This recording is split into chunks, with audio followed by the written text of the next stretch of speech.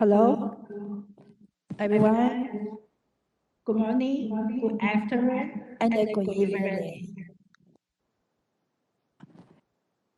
The panel will be start in 2 minutes. So all participants, please turn off your microphone and turn on your camera. 各位与会者，大家好。我们的这个场次即将在1分钟的。Our session will begin in 1 minute. Please remember to mute your microphone and turn on your camera.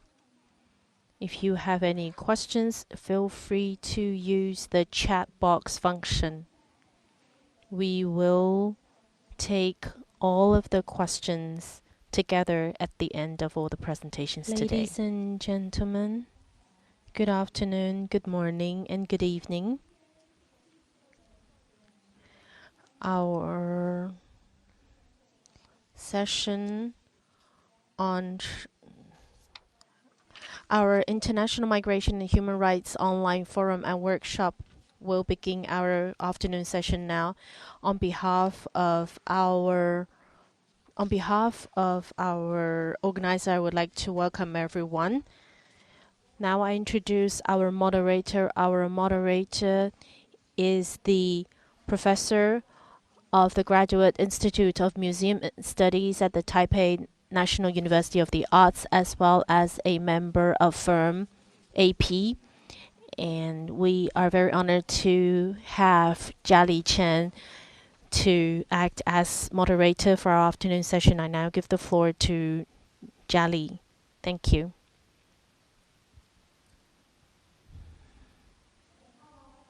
Hello, everyone. Good morning, good afternoon, good evening. Join the second session of this online forum. My name is Jiali Chen.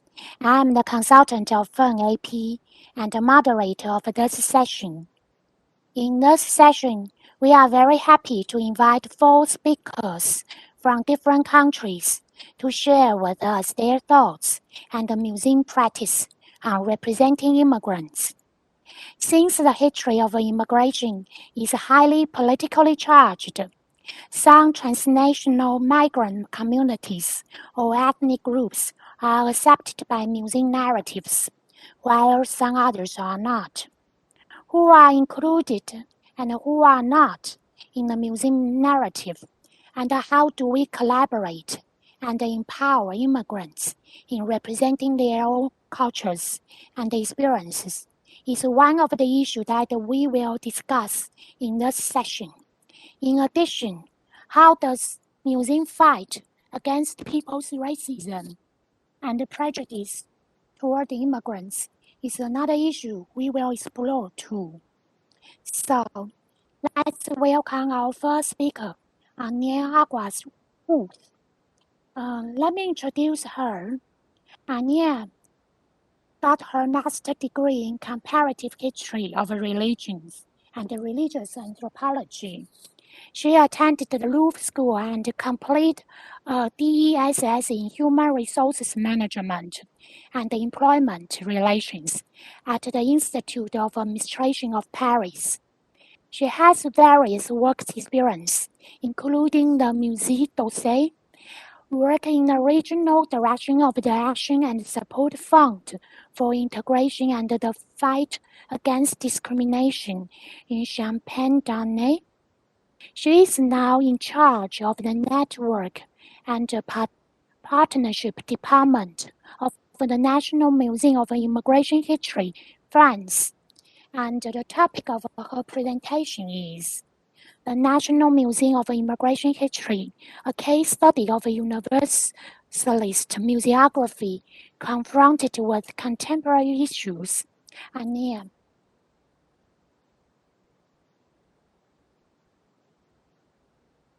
So, let me invite Anya to please turn on your speaker. Thank you.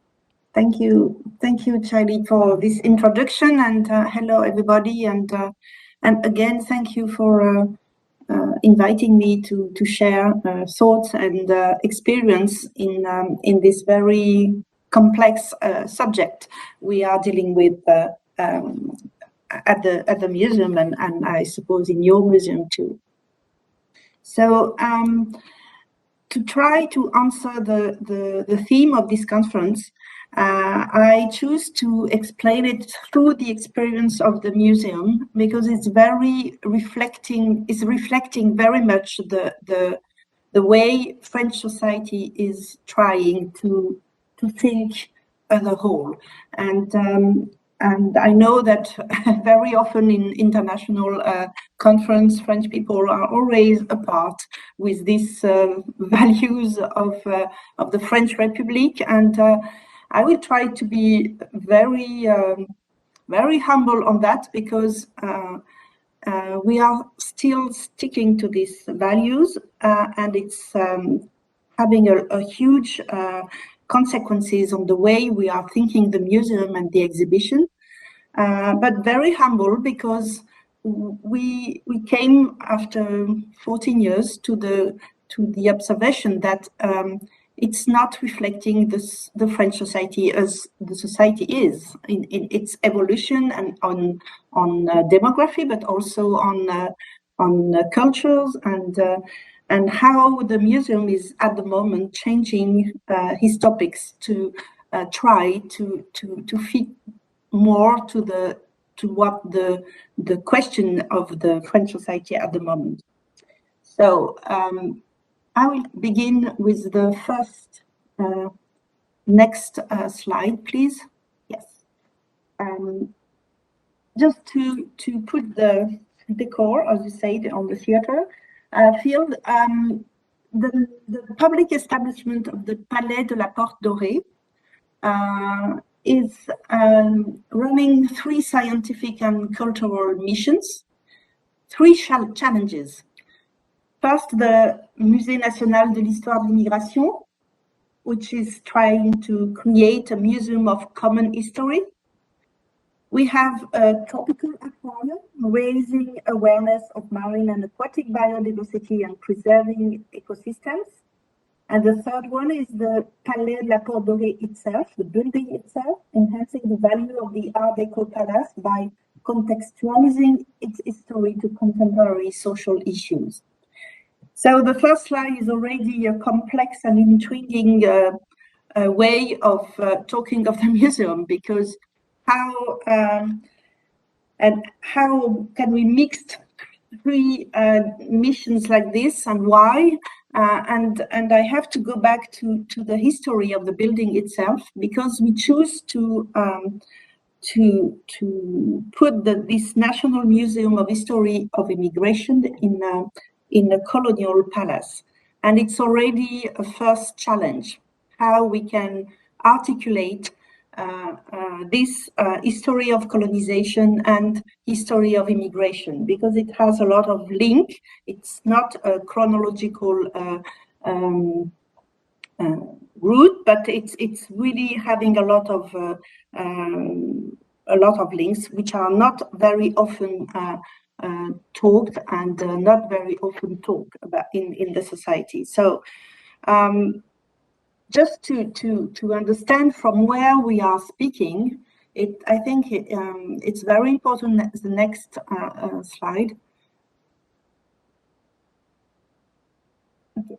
It's very important to understand from where we are speaking. We are speaking from this colonial palace, and its first vocation was to be a museum of colonies, to represent the territories, the history of the colonial conquest and its impacts on the arts and on the society.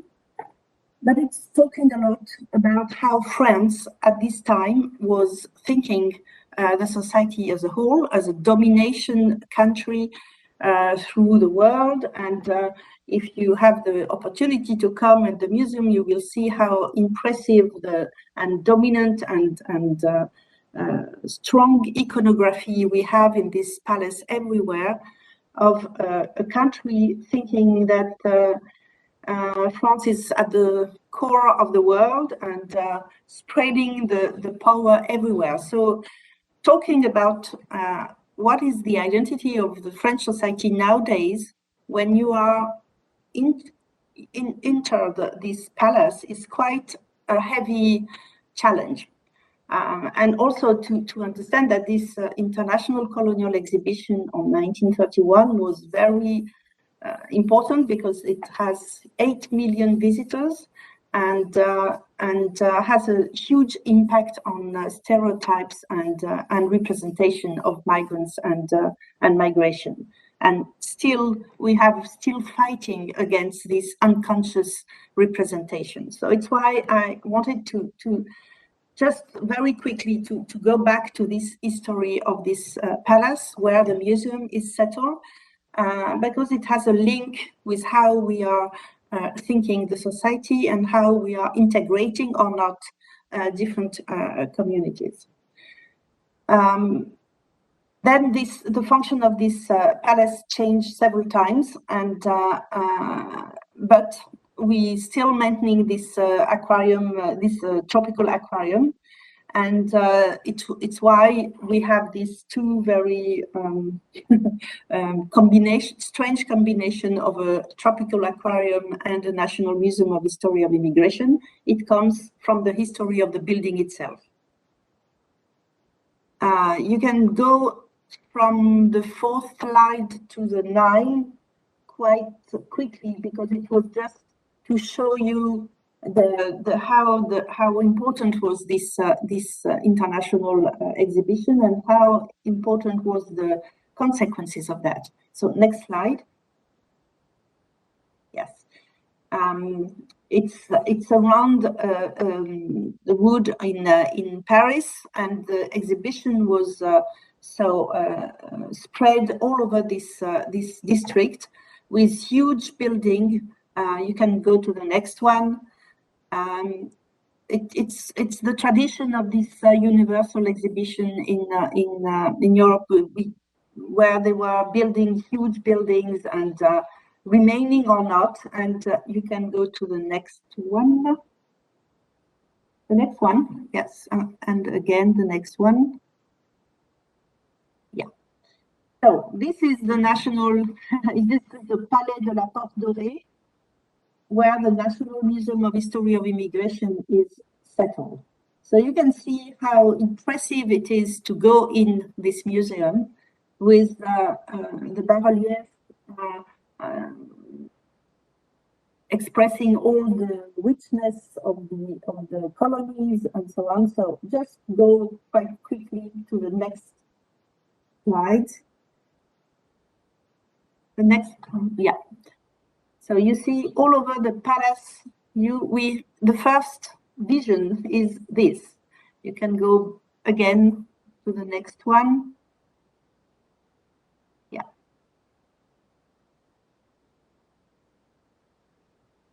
And to the next, yeah.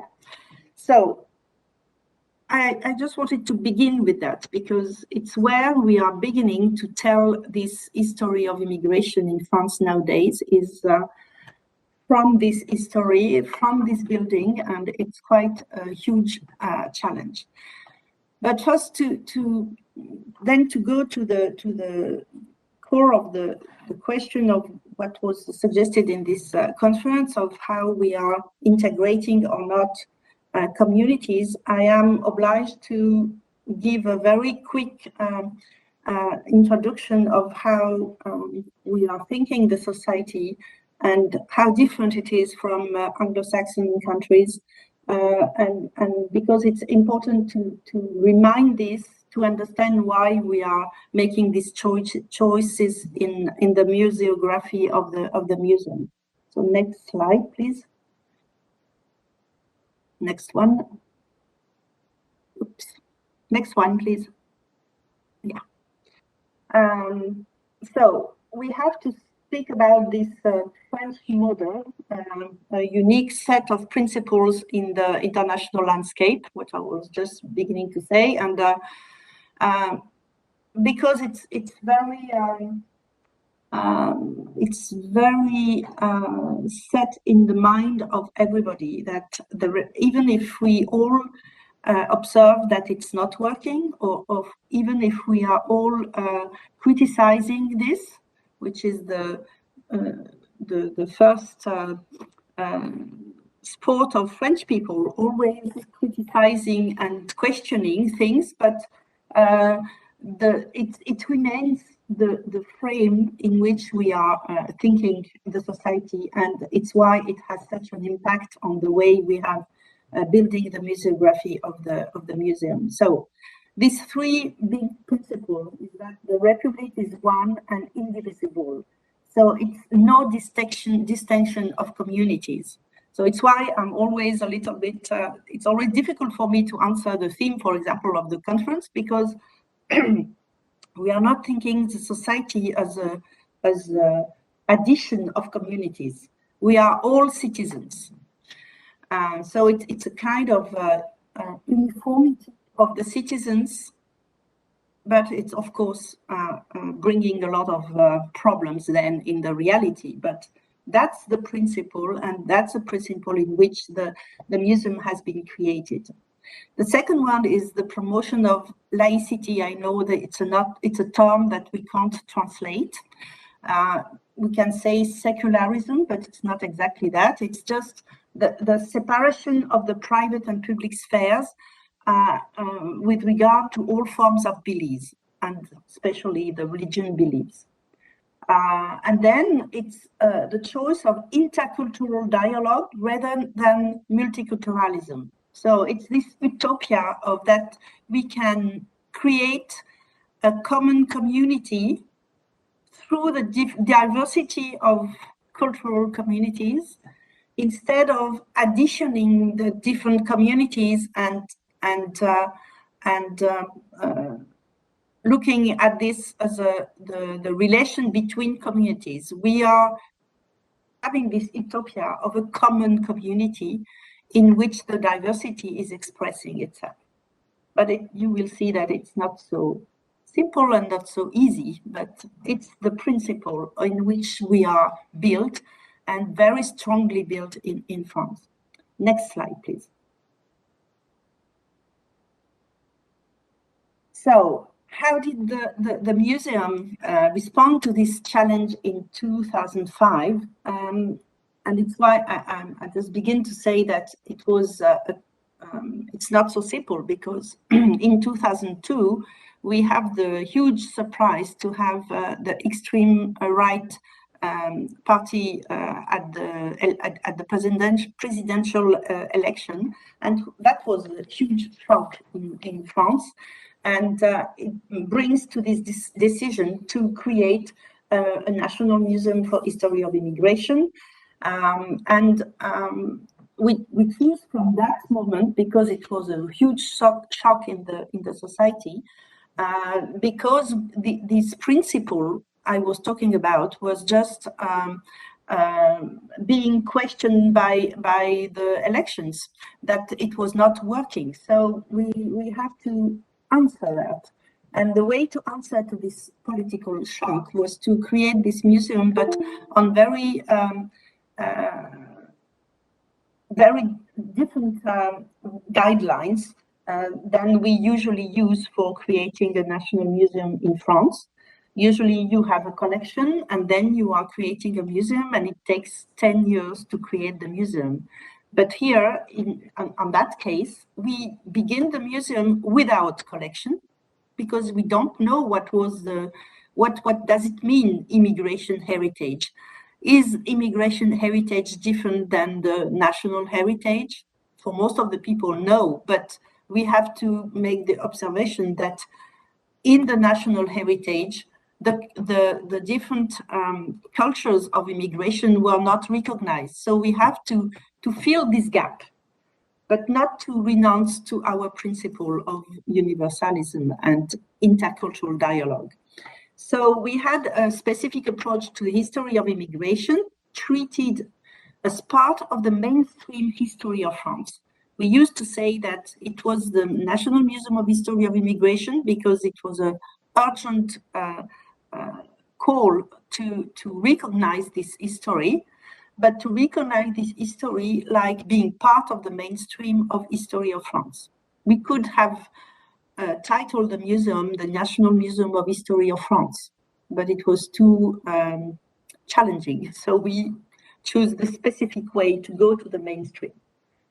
The second one, it was that the participation of civil society, and in particular the activist network of associations of migrants from various origins and of researchers. So this museum is born from the network of association of migrants and researchers who were convinced since the 80s that France was facing a huge challenge of integrating diversity into this mainstream principle of citizenship and French Republic. And of course, they were unfortunately right because of the result of the election in 2002. So 20 years that they were telling everybody we have to think our society differently, and it comes to the 2002, and then the decision of this creation of the museum, listening to the civil society who was fighting for more than 20 or 30 years to recognize history of immigration and recognize the participation of migrants to history of France.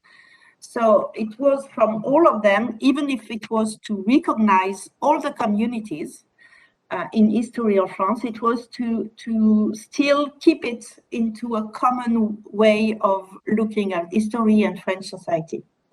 And it's why we choose to have a collaborative mode of project development through the territory. We had 12 meetings all over France to discuss of what we wanted to build as a National Museum of History of Immigration. So it was really a collaborative way of thinking the museum, which was quite different from the way National Museum in France, at least, they are always built from Paris, from the Ministry of Culture, and going down to the territories.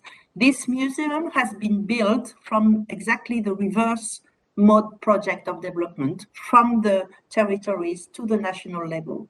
So that's another way for us to answer the theme of the conference. It's that we from the first concept of the museum, we integrated the wishes and the commitment of all these associations together, but into this belief of the French Republic being one and indivisible, into this belief of secularism and so on. So that's even from the migrant association, it was very strongly support. But of course, after the 14 years of the museum now, it opened its doors in 2007. 2007. We are of course observing what is working and what is not working into this feeling of keeping the common way of thinking in the French society. And of course, there is a lot of discussion about this notion of universalism, and a lot of very strong and violent debates in France about that, because a lot of the population feels excluded from that. So, but at the same time, even if this model of universalism is very well questioned, it's very strongly questioned in France. At the same time, the model of multiculturalism, additioning the different communities, but not really thinking the links of how you are bringing a common society, doesn't seem to bring also solutions. So the statement of press that we are sticking on is the persistence of discrimination and racism, which are quite strong, the development of prejudices and stereotypes around the figure of the foreigner or the other, and the polarization of debates on migration, So for us, it looks like a crisis of society's models. Oh, sorry, next slide, I didn't see. Yeah, I think you can go to the next one now too. Yeah. So I hope I am going very quickly in this very complex themes and concepts, but it was just to set the how we are thinking to understand the museography now. So how the museum responding nowadays of this, we change our permanent exhibition completely, being aware of this questioning on universalism, on the questioning of people not being recognized, of the persistence of discrimination and racism. We have to understand how to go further and in this challenge of telling the history where narratives or of the France where everybody will be recognized. So we are trying to do that through the new permanent exhibition, temporary exhibitions, and the cultural and scientific program, and a networking museum. It means that the new permanent exhibition, I will explain how we are doing this, but it means that exhibitions and museography is not enough to go through this, to fight against this racism and discrimination and work on stereotypes and representation. It's why we thought the museum as a combination with a cultural and scientific program, but also a museum which is not staying in this palace in Paris, but spreading its cultural offer all over France. And fortunately, we hope to go abroad with sharing and exchanging with other museums to understand the different point of view and to question our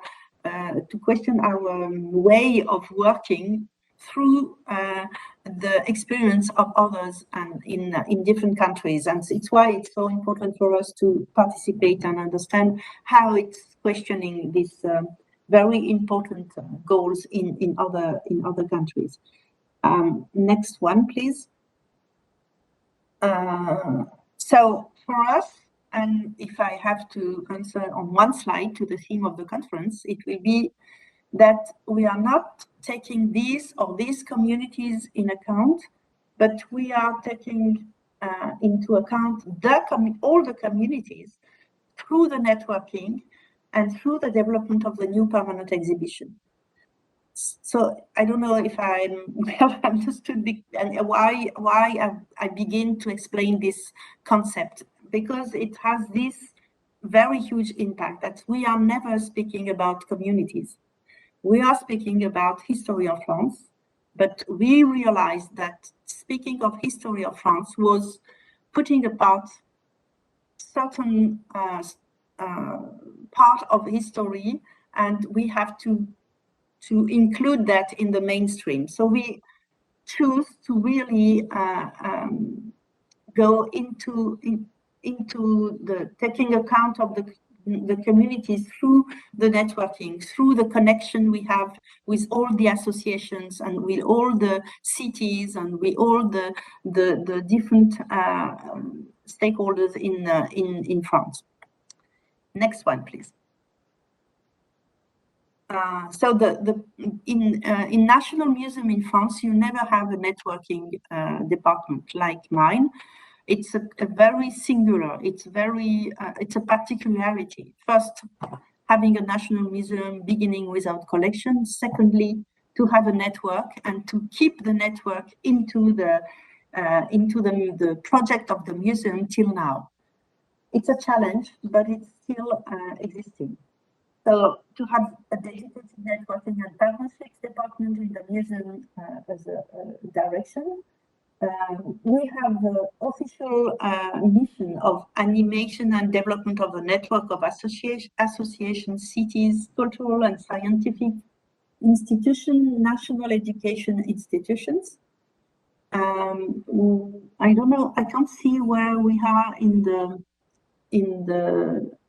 slides of the PowerPoint. Is it the 15 one? I can't see if you have the same slide on me, but anyway. So the networking for us is also important, not only to spread the cultural offer of the museum, but to allow this network of associations and cities to be in the steering committee of the museum. So they are taking part of the decision of the National Museum, which is very, it's not existing in other, it's the only museum working like this in France. Having in the steering committee a group representing the regions and representing associations and cities. But again, it's a very nice intention, but it's not so easy to work with. And then to have partner meetings of their initiatives on the themes related to our missions, which contribute to debates on migration on a national and international scale.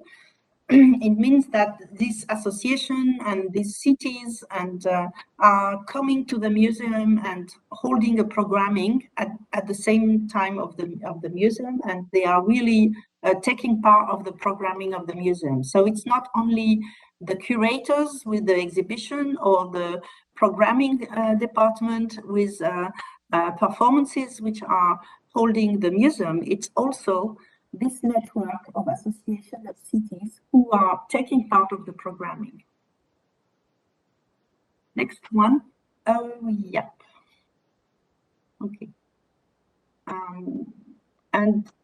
For example, every 2 or 3 years, we are gathering all the network at the museum and evaluating how this articulation between the territories and the museum work or not. Sometimes it's very strongly, very strong debates about that because this articulation is not so obvious. But we are still discussing with the network and trying to define the perspective of work for the next 2 or 3 years and to run a common project together. Next one, please. And for example, in the networking museum is also through exhibition, a program of mobile exhibition we have all over France and even in a few foreign countries, because all these exhibitions are existing in English, so some of them in Italian, and we are trying to bring this exhibition as a pretext to build with the territories or abroad programming which are mixing the different point of views on that subject. And of course, we hope to have an active participation in the Migration Museum network to be able to really question our own ways of working on that purpose. Anya, So, time is running up. Okay. Out, so can you be a bit quicker? Okay, good. Rapid So I will go to next one, please. So to express, as I told you, we are trying to take care of these diverse communities through the mainstream history of France. And for that, we are changing our permanent exhibition. The first one was on the logic of integration. Why are you migrating? You're coming to France, you're facing the state, and then you are working, looking for a place to live, and then you are mixing into the French society. And the chronological history was inside of these themes. We choose the reverse now to go to chronology with through 12 big dates of this history, but also in the way of having more to move away from this specific approach and treat migration as a part of the common heritage, but preserving diversity. And for that, we are trying to, we have this project on 1931 exhibition to contextualize the whole building and confront it to contemporary issues, because we have to really give a shock to the public when they are going into this palace to understand that it's not anymore the palace of the colony. So we have a huge challenge to begin the exhibition from the street, so the people can understand and really because the building is so beautiful that most of the time they just stay on this first impression and they are not going further from that. And also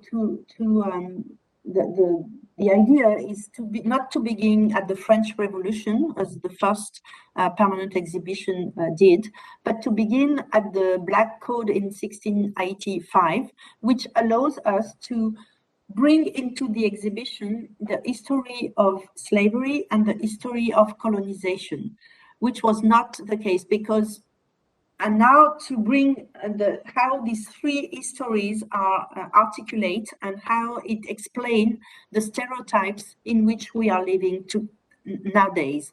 So it's a way of unbuilding the stereotypes, going back to the chronology of the Black Code, and that was very important for us.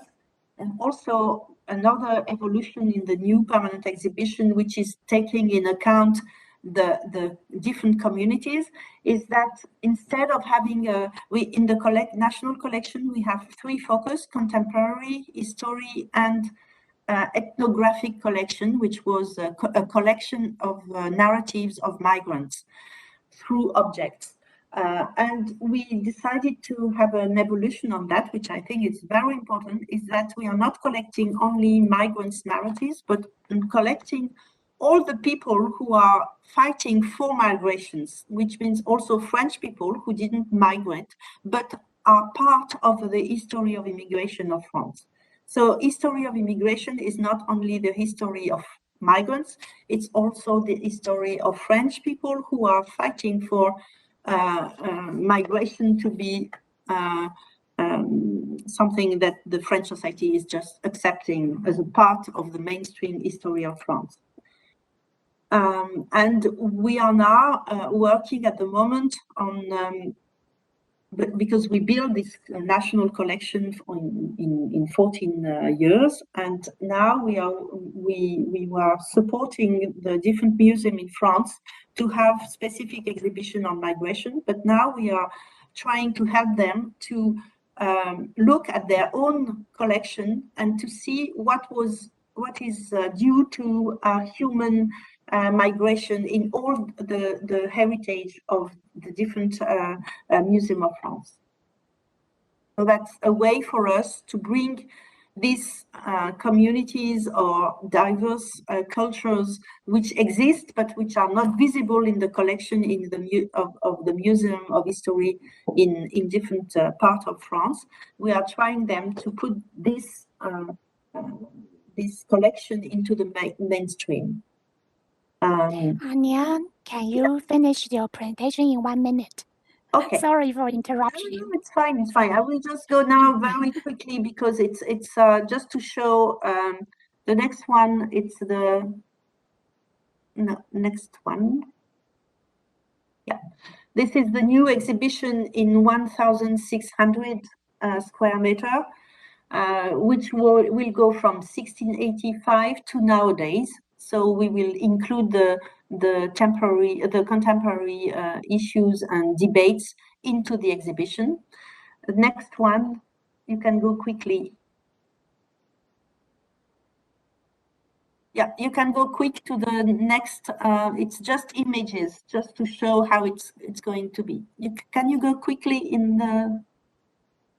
Oh, yeah, you can go quickly. it's to show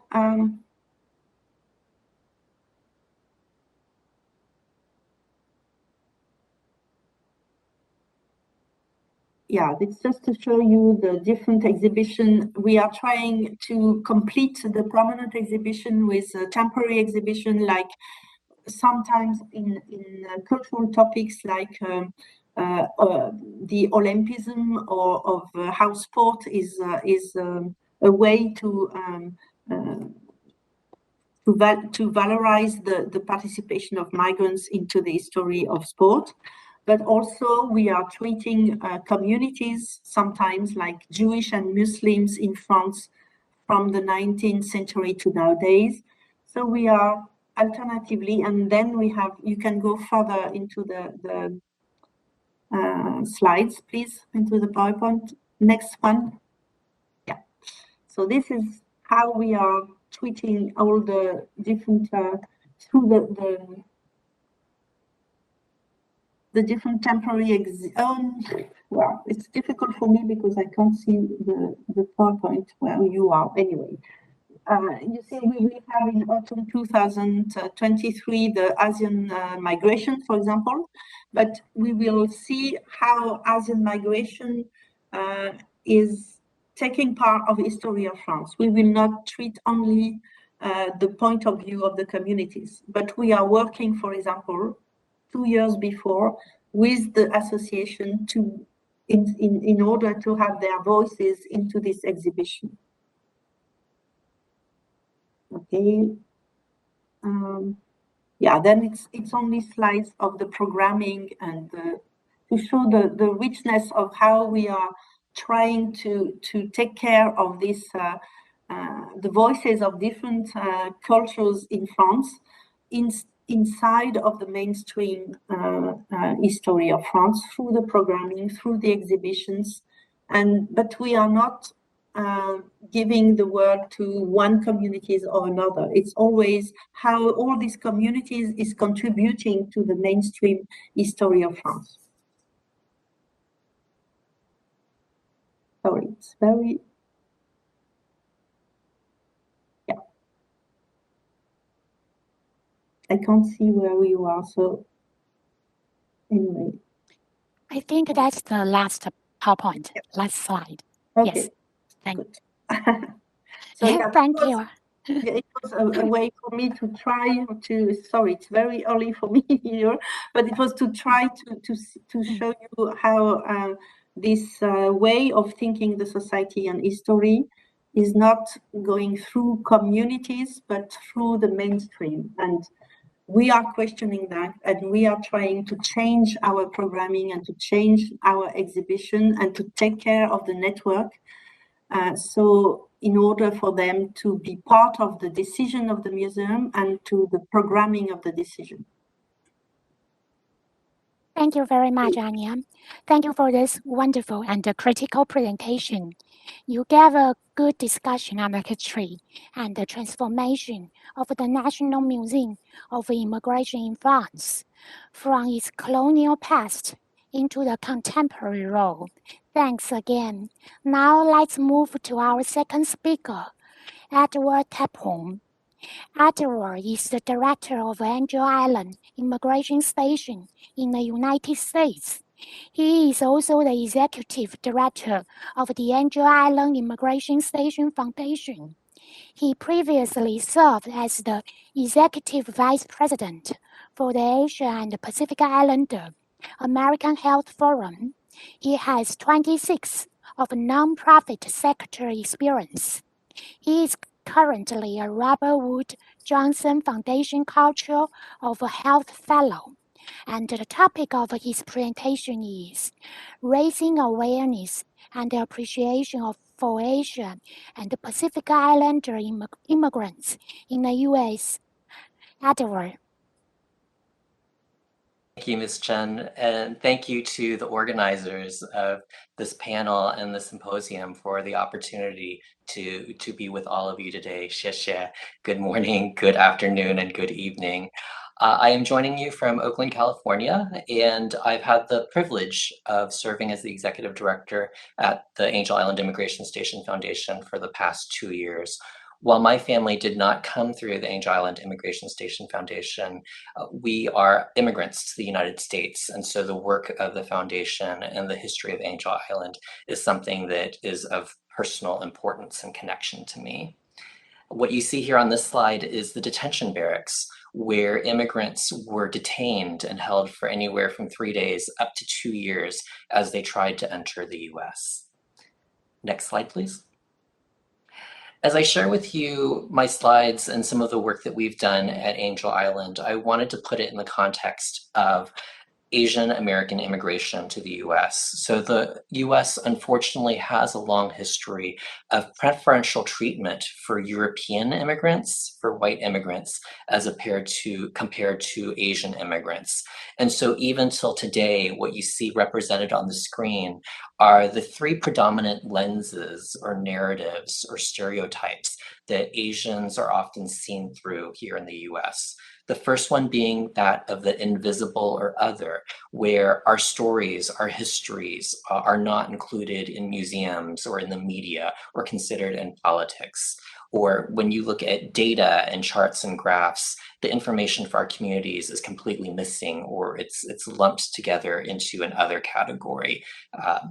The second is that of the perpetual foreigner, where regardless of how long our communities, our families have lived in the US, we are always seen as not being fully American.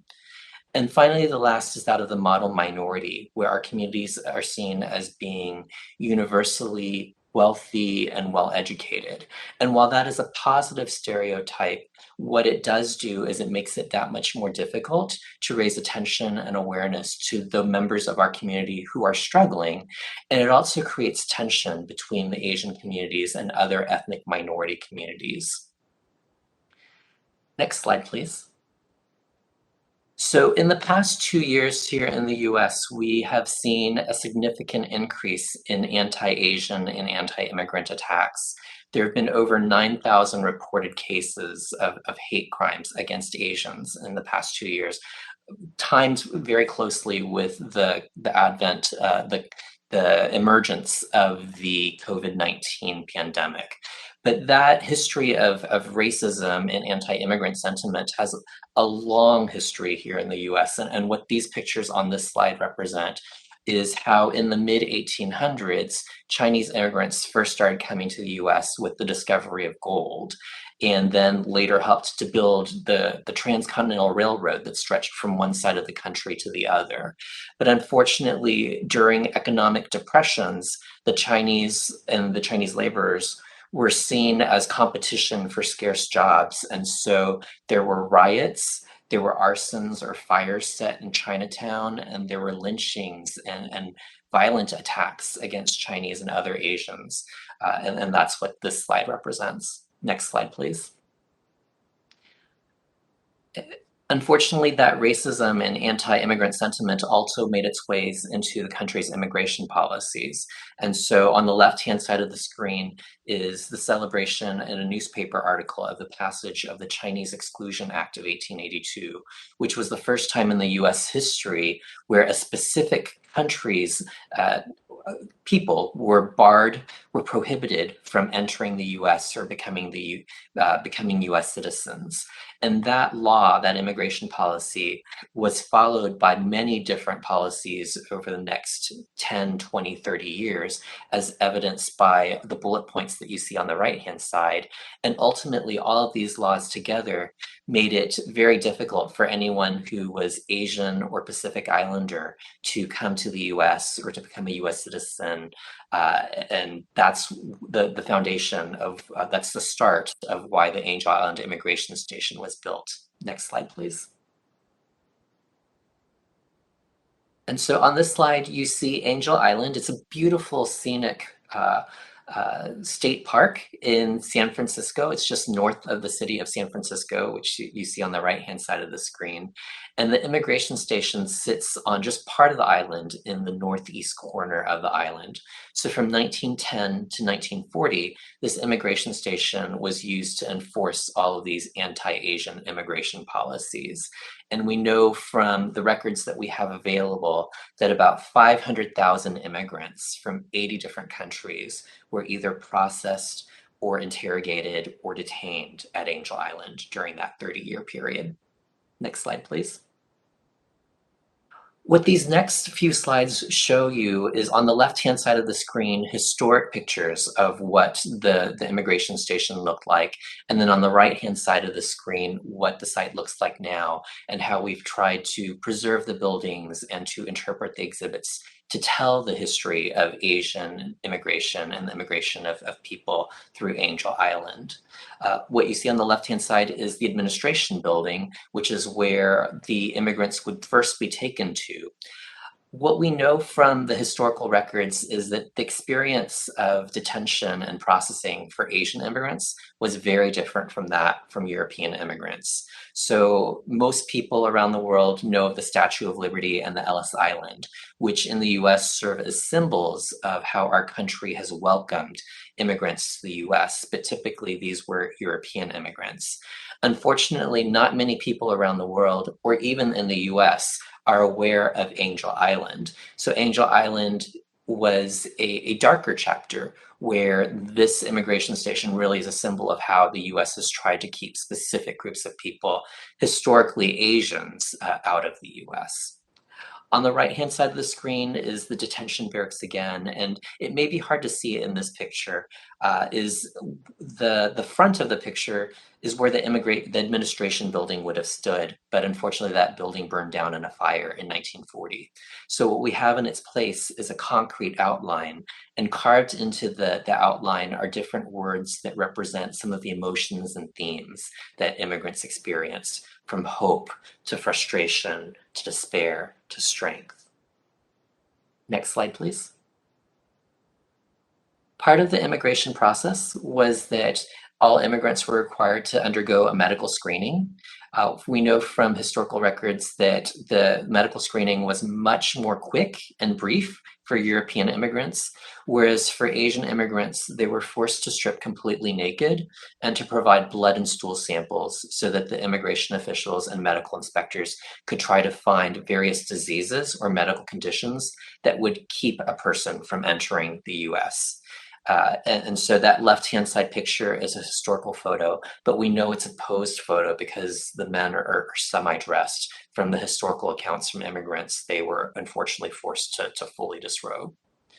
This picture that you see on the left-hand side is taken in the former hospital building on the site. And on the right-hand side is what that hospital has now been reimagined as what we call the Angel Island Immigration Museum. And this museum contains exhibits not only of the history of detention and exclusion that happened through Angel Island, as well as afterwards, but also it tells the stories of immigrants from many different countries, not just China and from Asia and the Pacific, but from all around the world, and how these immigrants bring strengths, bring assets, bring culture that all contribute to US and American society. Next slide, please. We know that detention was also very different for Asian immigrants compared to European immigrants. On the left-hand side is a picture of the cots that immigrants were forced to sleep on. And the first year or two that the Angel Island Immigration Station was open, they did not provide any cotton pads or mattresses for the Chinese men to sleep on, and they had to sleep on these very hard cots. On the right-hand side is a recreation in our Detention Barracks Museum of what the rooms looked like, the detention barracks rooms where immigrants were held for as long as 2 years, but more often typically within the range of 3 weeks to 3 months. But in rooms that were supposed to only hold 50 people, sometimes we would have as many as 200 people crammed and pushed into that room. Next slide, please. There's also a history of dining where we know that for European immigrants, the immigration officials spent about 13 cents per meal for the immigrant detainees from Europe and spent only 11 cents per meal for the immigrant detainees from Asia. And there are many accounts of how poor quality, how unflavorful the Asian meals were, and there were protests that broke out among the Asian detainees to talk about how bad the food was. On the right-hand side are some picnic benches where now people can enjoy the scenery, because Angel Island is a very beautiful island in scenic San Francisco Bay. It just happens to have this very emotional, dark chapter of detention and immigration processing related to it. Next slide, please. And then finally, the important piece to know is that the interrogation process, the questioning process, was very different for Asian immigrants, particularly for Chinese immigrants. Often Chinese immigrants would be asked hundreds upon hundreds of questions. Things like, what direction does the window in your bedroom face? What is the name of the neighbor who lives 3 doors down from you? How many steps are in the home that you grew up in? And if your answers did not match the answers of the person that you said was your relative, then that was potentially grounds for you to be deported back to your home country. When you compare that instead to European immigrants' interrogation, which again was typically much shorter. On the right-hand side of the screen is an exhibit that highlights and tries to educate the public today about this interrogation process. And it's located in approximately the room where the administration building used to sit. Next slide, please. And again, just want to reiterate that while the majority of immigrants who were detained at Angel Island were from China, from Japan, from India, from Russia as well, there were actually 500,000 immigrants from over 80 different countries, and some of that diversity is represented in the pictures that you see on this slide. Next slide, please. There are a few notable Angel Island detainees that some of you may have heard of. One is I.M. Pei, who is a world-famous architect.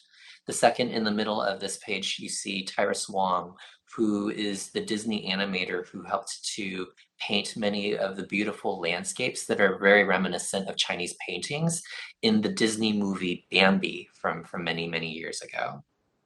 And next slide, please. And ultimately, in the early 1970s, the site was designated to be torn down. All the buildings were to be torn down to make way for campsites and picnic tables. But fortunately, a group of community members got together and they organized and advocated and protested to help save the buildings. And part of what helped to save the buildings was the rediscovery of over 200 poems that were carved by the Chinese detainees into the walls of the Detention Barracks building. And what you see on this slide is just one of the poems. And you can see from the carving, it's very beautifully and well carved. And many of the themes that are written into the poems are themes that only educated scholars would be aware of. And so it's these poems that ultimately helped save the building and help to ensure that they remain standing today so that current day visitors can come and learn about this history where it happened. Next slide, please.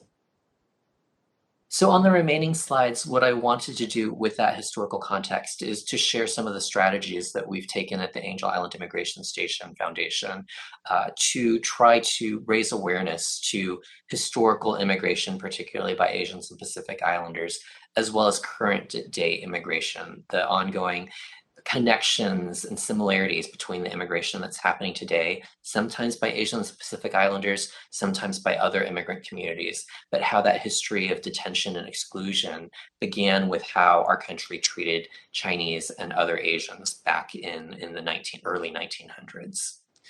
As I share these strategies, I share so very, very humbly, recognizing that the US is different from France and is different from Taiwan and from other countries. And so I hope that in sharing these, that it just gives you an opportunity to hear about some of the things that we have tried to potentially adapt them to what is realistic for your own countries. And I also look forward to the continued dialogue and discussion and learning from all of you about what you are doing in your country as well. The very first strategy is that of advocacy and media relations. On the left-hand side of the screen, you see a picture of what the buildings at Angel Island looked like before they were restored and repaired. They had fallen into very bad shape after the site was abandoned after World War II. And it was literally, it took the advocacy, the connections of a group of community citizens and concerned members of the community, as represented in the middle photos here, to connect with politicians, to connect with different funders and foundations, to connect with various levels of government, to protest the buildings from being torn down. And ultimately, we were able to not only save the buildings, but to get them designated as National Historic Landmarks. Also, it took media relations, so working with newspapers and with television stations and radio stations to raise awareness about this history of Angel Island, because unfortunately, while most students in our schools here in the US learn about the Statue of Liberty and Ellis Island, very few outside of the state of California learn about the history of Angel Island. Next slide, please. The second strategy is that of staffing and leadership. And as I go through these strategies, you may hear some similarities to what Agnes had presented. For us at the Angel Island Immigration Station Foundation, given that the history of the foundation is predominantly that of exclusion of Asian immigrants, it was our first founders and first organizers who helped to protest the destruction of the buildings and to help to save them. Most were from the Asian Pacific Islander community, but we also found allies in other immigrant communities, for example, the Jewish community. In the history of the Angel Island Immigration Station Foundation, we have been around for 40 years. And in that 40 years, we have helped to raise nearly $40 million in public and private funding to save and restore the buildings and to conduct educational programming and arts and cultural programming to lift up this history related to Angel Island. And as you can see from the left-hand side of the screen, the majority of our past executive leadership, our executive directors, have come from the Asian Pacific Islander community. And I'm honored to continue in that legacy of service and leadership. Next slide, please. You also see that Asian and Pacific Islander representation in our board of directors. And so this is the team of people that I work closely with to help fundraise, to help plan and strategize how we can raise awareness about Angel Island's history, as well as continue to save and preserve and renovate the building. And as you can see from this picture, most of these faces, most of our leaders come from the Asian Pacific Islander community as well. And building upon a theme that Agnes had shared, we believe that in the leadership of the organization, it is important for us to have diverse representation from Asian Pacific Islander communities, not just from the Chinese community, but we also have representation from the Filipino community, the Korean community, the South Asian community. And we are continuing to expand out our board leadership and are hoping to recruit immigrants from other communities who are not just Asian Pacific Islander, but also represent the groups of immigrants who are coming to the US today, for example, from Mexico or from Central America or from South America. Next slide, please. Part of our strategy, and again, similar to what Agnes shared, is for us, it's not just about curating the exhibits and the exhibitions and having pictures and artifacts on display, but it's also the opportunity to network, to empower and allow immigrants, particularly Asian Pacific Islander immigrants, whose voices, whose histories, whose family stories have been missing from many of the museums around the country. And what you see on the screen are just some of the ways that we've tried to use graphic comic books to tell more of the story of Angel Island. The image that you see on the left-hand side is actually a comic book that was developed by Stanford University.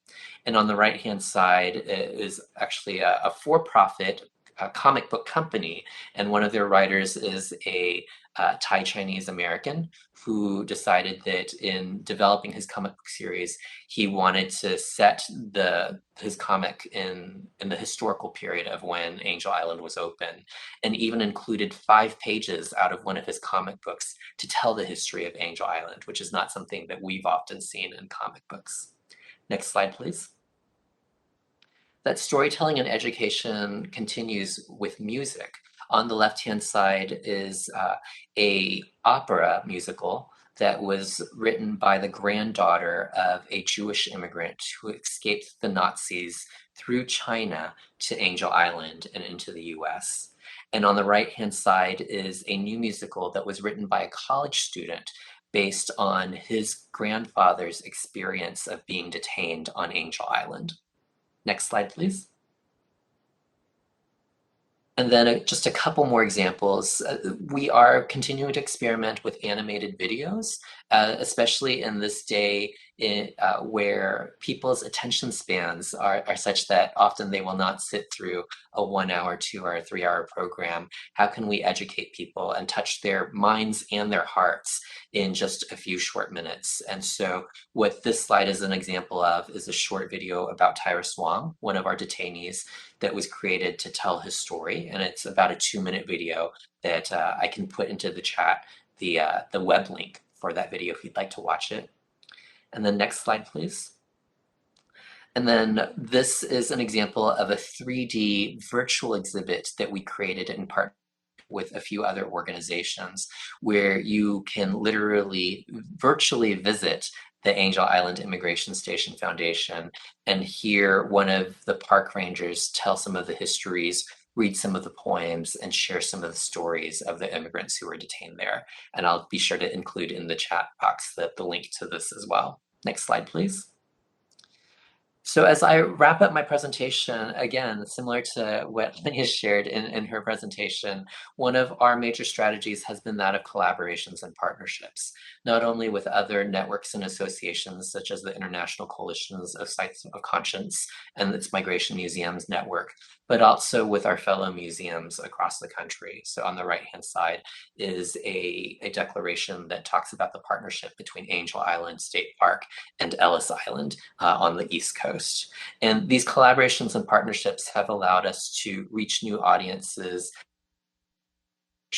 of immigrants whose stories have sometimes been included and sometimes have not, but to ensure that as we move into the future, that people remember what happened at Angel Island, that they learn about this history of detention and exclusion, particularly targeted towards Asian and Pacific Islander communities, and they compare and contrast that to immigration in the US today, all with the hopes of having people consider, as we move into the future, can we imagine a country, can we imagine a world where everyone is treated with fairness and respect, regardless of where they were born, where they came from, or what language they speak?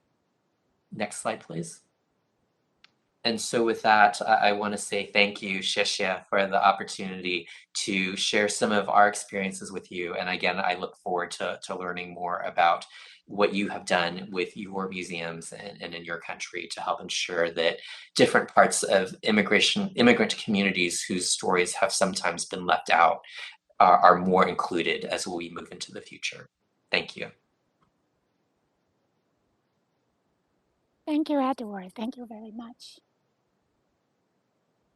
And from your presentation, we learned the difficult and touching history of Asian and Pacific immigrants to the US a century ago. And I believe the history is a mirror that reflects the current situation of Asian communities during COVID-19 in the United States. Maybe we can discuss this issue later. Thanks again. Let's move to our third speaker, Jiani Wu. Jiani is the Associate Curator and the leader of Public Service Division of the National Museum of Taiwan History. She has been the curator for several exhibitions on immigrants in Taiwan. She has also been working on promoting immigrants' history in schools, and responsible for a curatorial competition for young people. Today, she is going to talk about the skills of a conversation, story of immigrants in museum. 佳妮，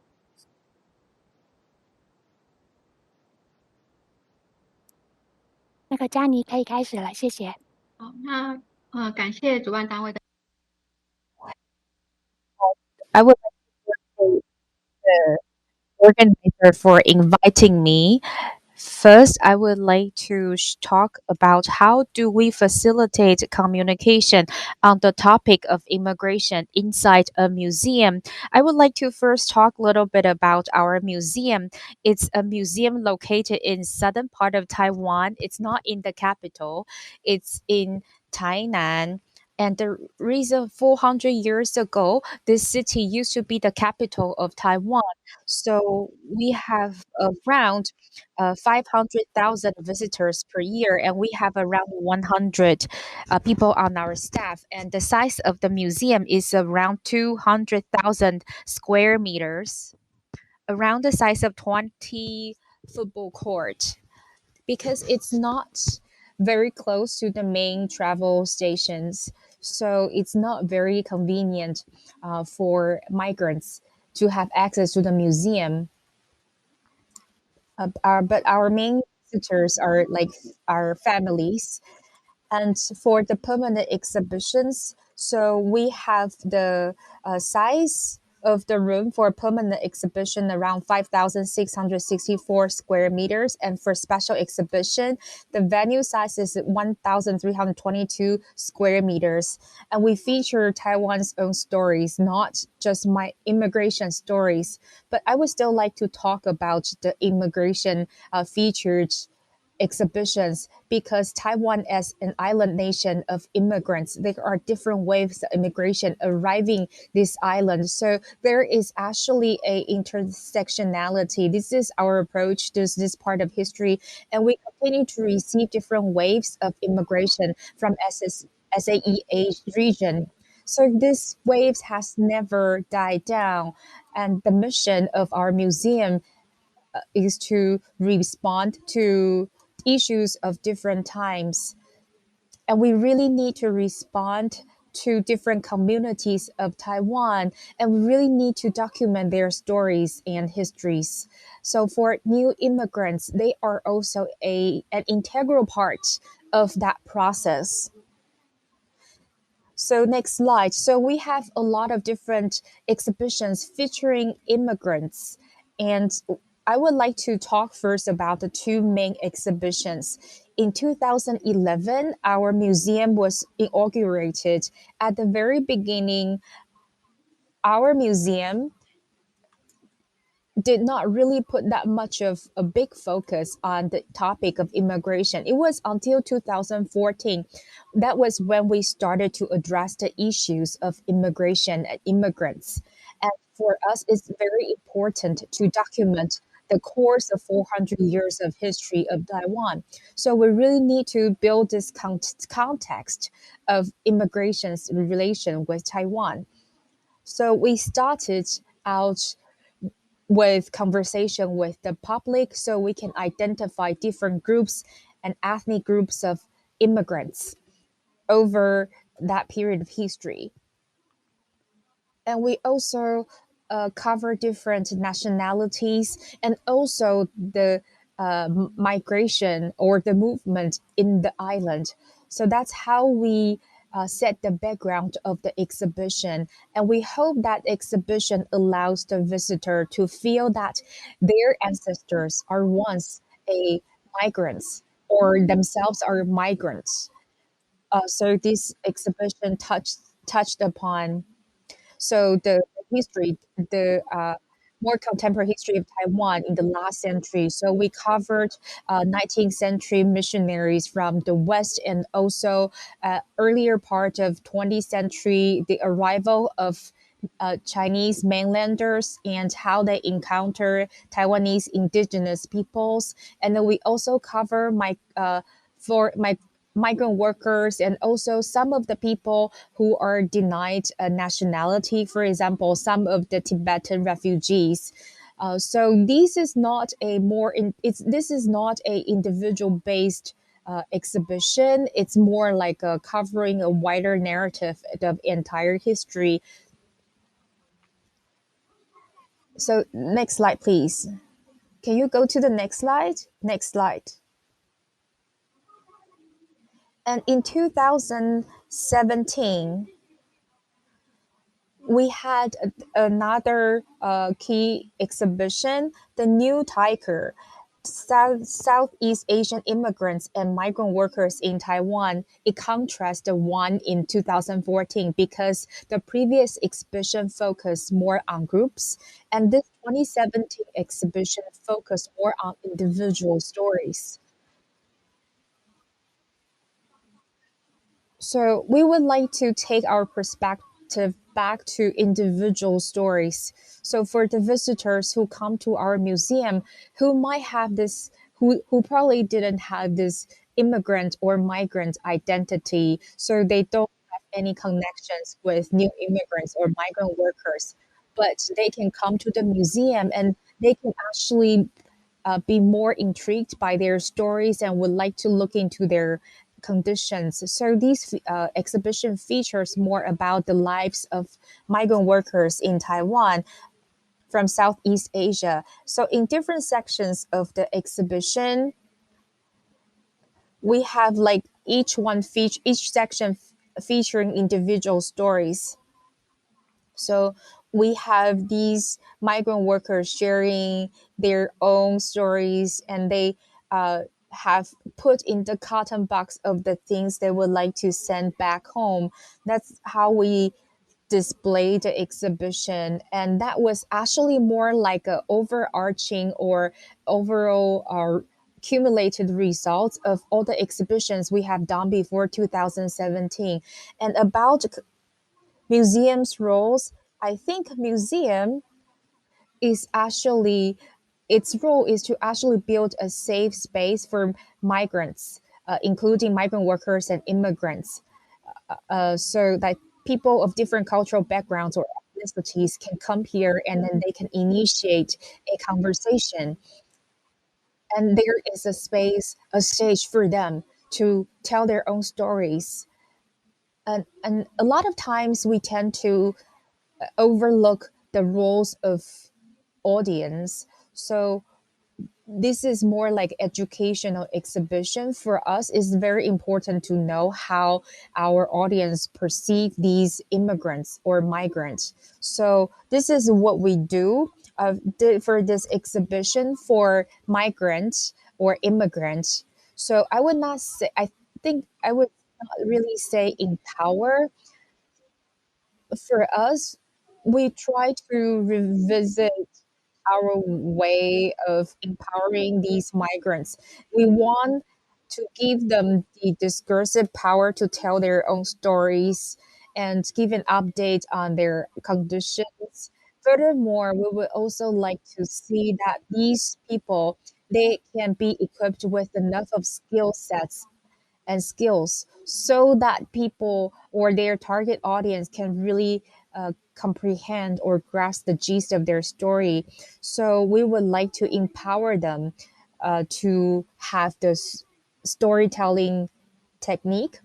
And for our audience, our TA, a lot of them, they are like old immigrants.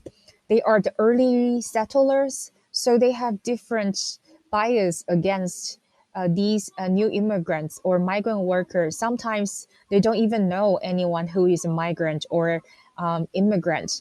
So this is a more educational approach to our audience, so they can actually come to understand that there are different communities in Taiwan, and they can have empathy for their circumstances. So they no longer feel that distance between them and these communities or groups.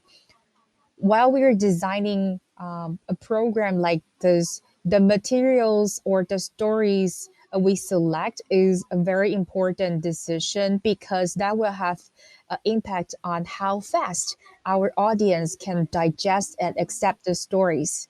Next slide. And we actually focus on 3 very important strategies: build trust, and give them what they need, give them the support, and give them the stage. Now, I would like to share with you some of the examples. In terms of trust building, while we're preparing for a exhibition, to really to cede the power to all the participants to make an exhibition all together, it's going to be very time consuming. For those of you must have known this if you have similar experience, because sometimes we need to engage with different groups. And the way they can express themselves vary from group to group. So we will give them different support to ensure that they can have like an equal level of capability to tell their own stories. And also we would like to give them an equal platform and also give them that agency. And so we would like to support them through different activities. And in the process, it is very important to give them a sense of security and safety so they can comfortably trust the museum. And it is very critical. As a museum, we try very, very hard when we work with these groups to make sure that all their rights are covered by our contract. Because sometimes we tend to overlook individuals' rights in the process. But while we are working with these migrant or immigrant groups or individuals, it is what we attach great importance to. And when we take this kind of attitude, we earn their trust very easily. And it is very important to clearly show them what we're about to do, because for them to be willing to tell their stories in a venue like a museum, the process may have lots of unexpected parts. So we really make sure that we communicate to our participants beforehand so they can know in advance clearly what might happen along the way. So it requires a lot of communication with the participants we work with. And when we work with individuals, this is a photo taken in 2014. Movement of people. It was a word for the exhibition, movement of people. So we would like to work with these new immigrants, and we would like to ask them to share some of the objects that they could attach uh, their memories to. But it was difficult because it could be like a very mundane, like daily household objects. Those are the ones they have deposited a lot of memories too. So sometimes they would doubt whether these objects can be displayed in a museum, and sometimes they don't even have the confidence to say to really name the importance of the objects in their life. So we really need to help them to identify the objects that they would like to use to tell their own stories. And after the identification, then we will invite them to come to the museum and work with us on the exhibition. Next slide. After we complete the exhibition, the curator would give a tour, and also for these migrant workers or new immigrants who have participated in the exhibition would come here and then tell their own story, so we can avoid misunderstanding through the second time translation. And this is a drama production. So we have a lot of drama production over the course of our exhibition experience. So all the performers of these theater productions are new immigrants, and these are amateur actors. So a lot of them probably attend these kind of drama production for the first time. So they work with theater researchers or theater practitioners, theater actors. And then these theater practitioners learned about their story.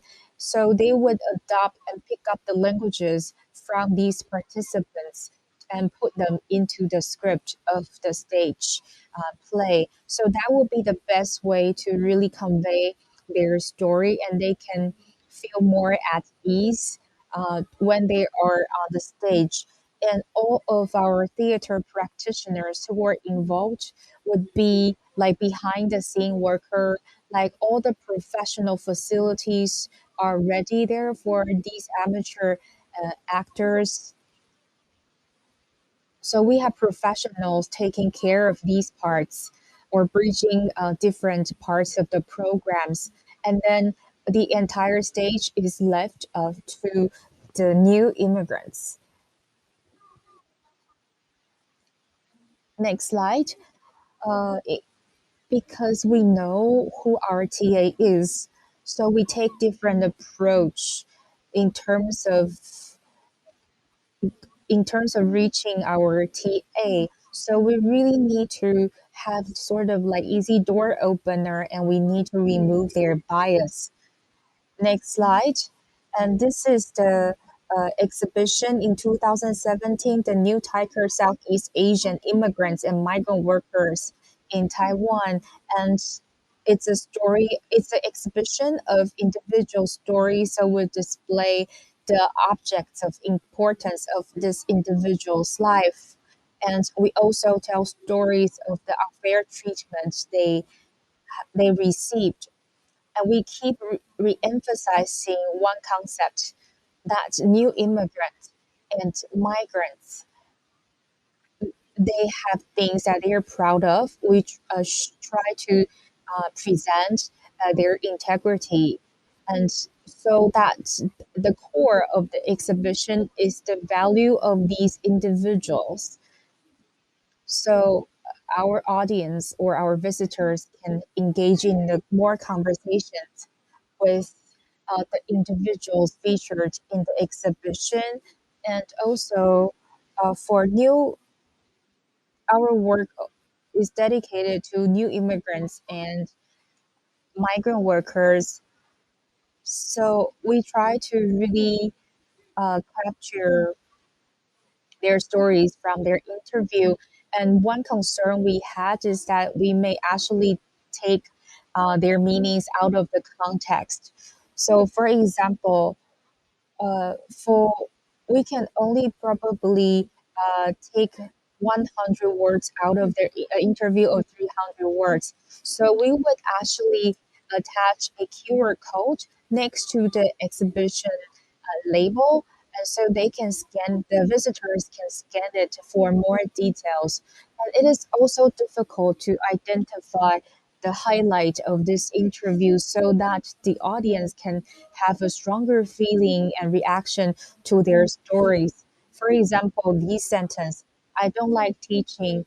A lot of people in Taiwan would think that the immigrants or migrant workers are not highly educated, and teacher can be said to have higher social status. So in Taiwan, for a tagline like this, I don't like teaching, maybe is a way to challenge the stereotypical impression of Taiwanese people. And for a lot of new immigrants, when they come to Taiwan, what they're seeking in their marriage is respect and integrity. So these are some of the intriguing words that can draw the attention of the audience so they can continue to read their stories. And for the old settlers and new immigrants, that encounter sometimes can be a little bit scary because the lack of understanding. So we would design some materials that can facilitate that initial context. So this is a migrant worker map So they on the map we have identified. This is a gourmet map, which we identify the restaurants the migrant workers frequent. And also in this pamphlet, we have recommendation about what dish to order and how to talk to the boss, the restaurant owner, and also the difficulties of ordering food in the restaurant, so we can encourage the old settlers to walk into the life circles of new immigrants. We are running out of time, so we also have programs for teachers. Next slide. When we design these programs for teacher training, we have our trainers are new immigrants. And for these new immigrants, that will be their first time teaching. So we would give these new immigrant teachers training for the trainer so they can better communicate with teachers. I think for these teachers, these school teachers, they suddenly become students, and then the new immigrants, they become the teachers. And the process, they build understanding of each other, and through that process, we can actually see the disappearance of bias and discrimination. Next slide. Jiani, you only have 2 minutes left. Next slide, please. Next slide. Next slide.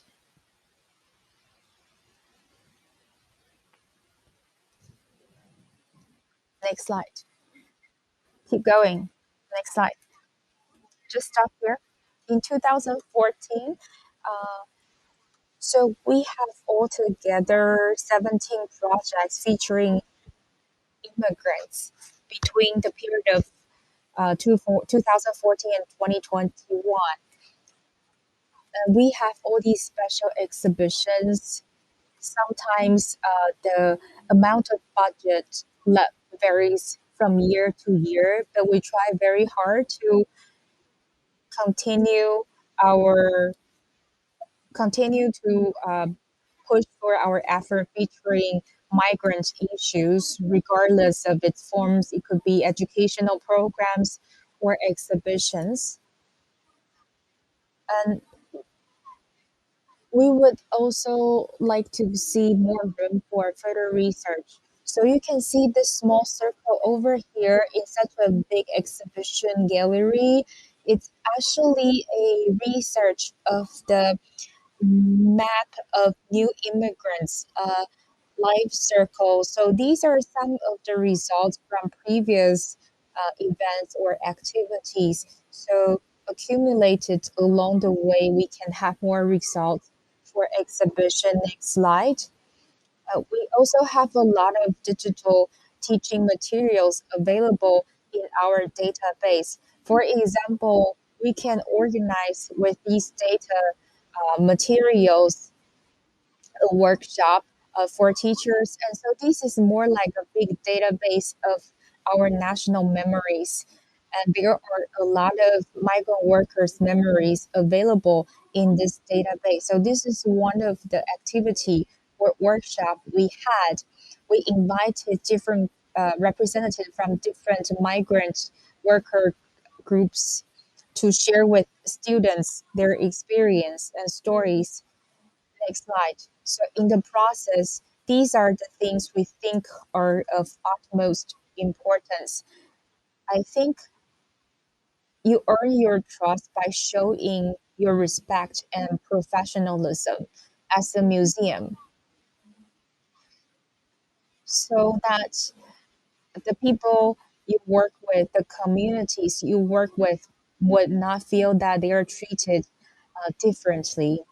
And even though the budget amount varies from year to year, sometimes the budget is limited, but we continue to work on different scales to continue to promote exhibitions or activities about migrant workers so we can keep this awareness going. And I think for the museum, what we are working on is to really present the stories of communities. Therefore, along the way, we try to cede our power to the participants so that we will not be the main dominant organization of event or activities. So that's my presentation. Thank you for attention. It is important to collaborate with immigrants when we do exhibitions. However, it is easy to say than done, and you give us wonderful example on how to build trust and collaboration with immigrants. Thanks again. Now let's move to our last speaker, Tashi Unsak. Tashi was born in Bhutan and raised and educated in India.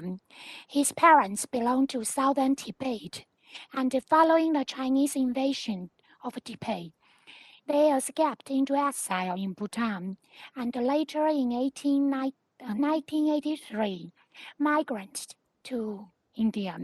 He got his master's degree in history and has been working at the Central Tibetan Administration, that is Tibetan government in exile, for the last 20 years. Currently, he is the director of the Tibet Museum and project coordinator of the new Tibet Museum project. Before joining the Tibet Museum, he worked at the Department of Education, Department of Home, and the Tibetan Center for Human Rights and Democracy. And the topic of his presentation is the status of Tibetan refugees in India and Nepal, a comparative study. Tashi, please.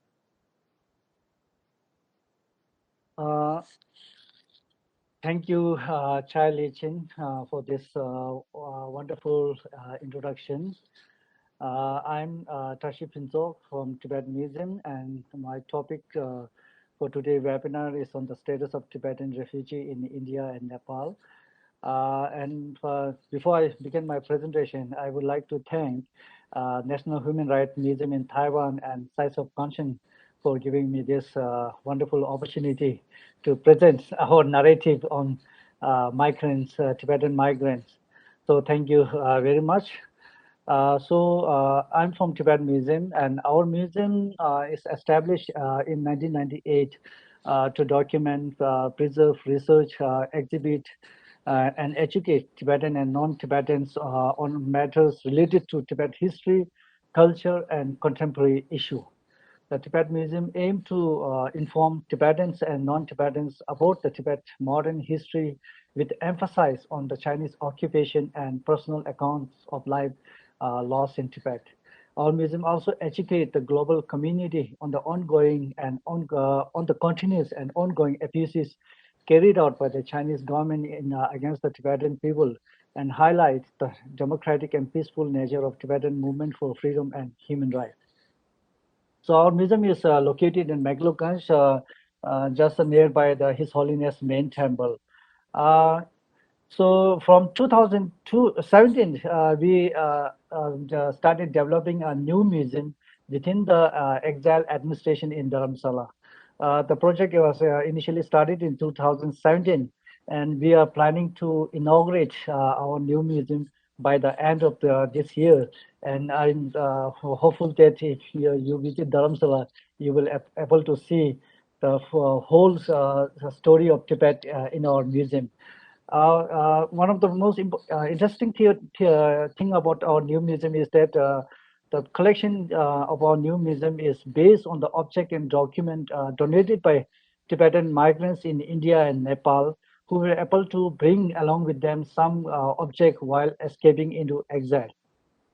The new museum will a new museum exhibition will include a topic on Tibet history, culture, results of Chinese occupation, and present situation in Tibet, as well as it will highlight on the Tibetan escape from Tibet and their life in exile.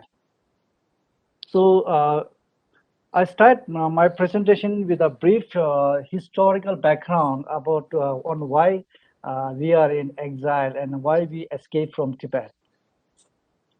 So on 1st October 1949, China began people's.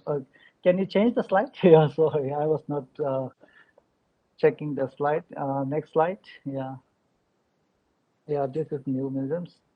Next slide. This is one photographs of our current museum. The next slide. Next slide. Yeah, this is the building where we are going to house our new museum. It's a T-shaped building, and the whole of second floor is for the museum. Next slide.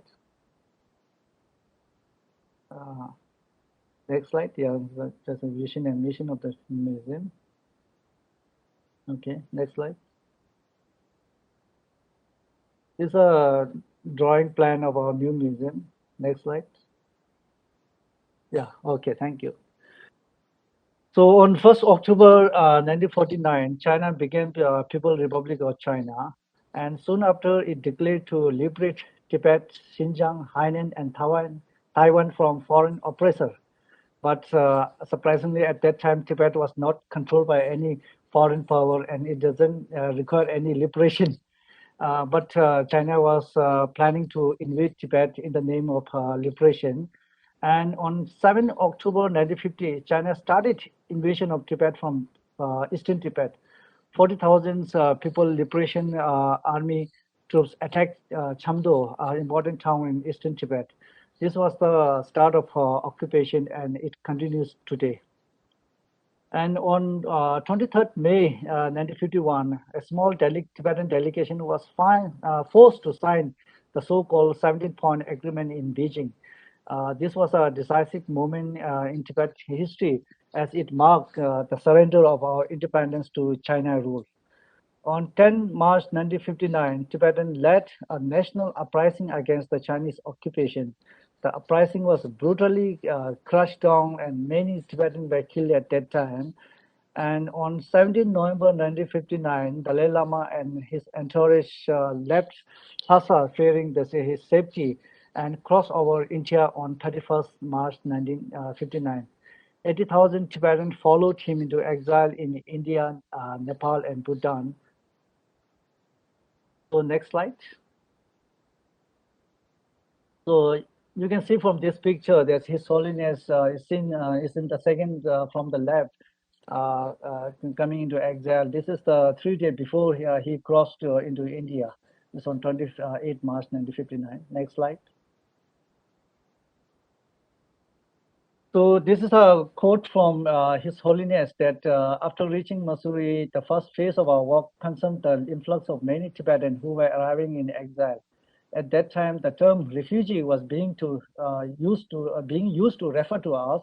However, we said that we were not mere refugees, which is a term denoting people fleeing their own land due to disaster like famine and seeking asylum in another country. We are not like that, since we were forcefully displaced and could no longer live but flee our land. We decided to call ourselves Senjil, people who are forced to flee. So I just want to share this quote from His Holiness about being in exile. So next slide. So after arriving in India, Tibetans were first housed in old crowded transit camp in Buxar and Missouri. Many Tibetans became seriously ill or died from tuberculosis, cholera, and malaria. The majority of those who died in the camps were children. So Dalai Lama requested the government of India to find work for new in a cooler climate, because Tibet used to be in a cooler climate. So due to hot weather in India, Tibetan has to face this problem. So government in India established 95 road building camp across northern India. And in the 1960, between 18,000 to 20,000 men, women, and children lived and worked as a road builder. Many of the roads which we use in the Indian Himalayas were built by Tibetans during their early years in exile. And later on, Tibetans were resettled in newly established Tibetan settlement. The first Tibetan settlement in India was established in 1960 in Karnataka, South India. And today we have more than 40 Tibetan settlements in India.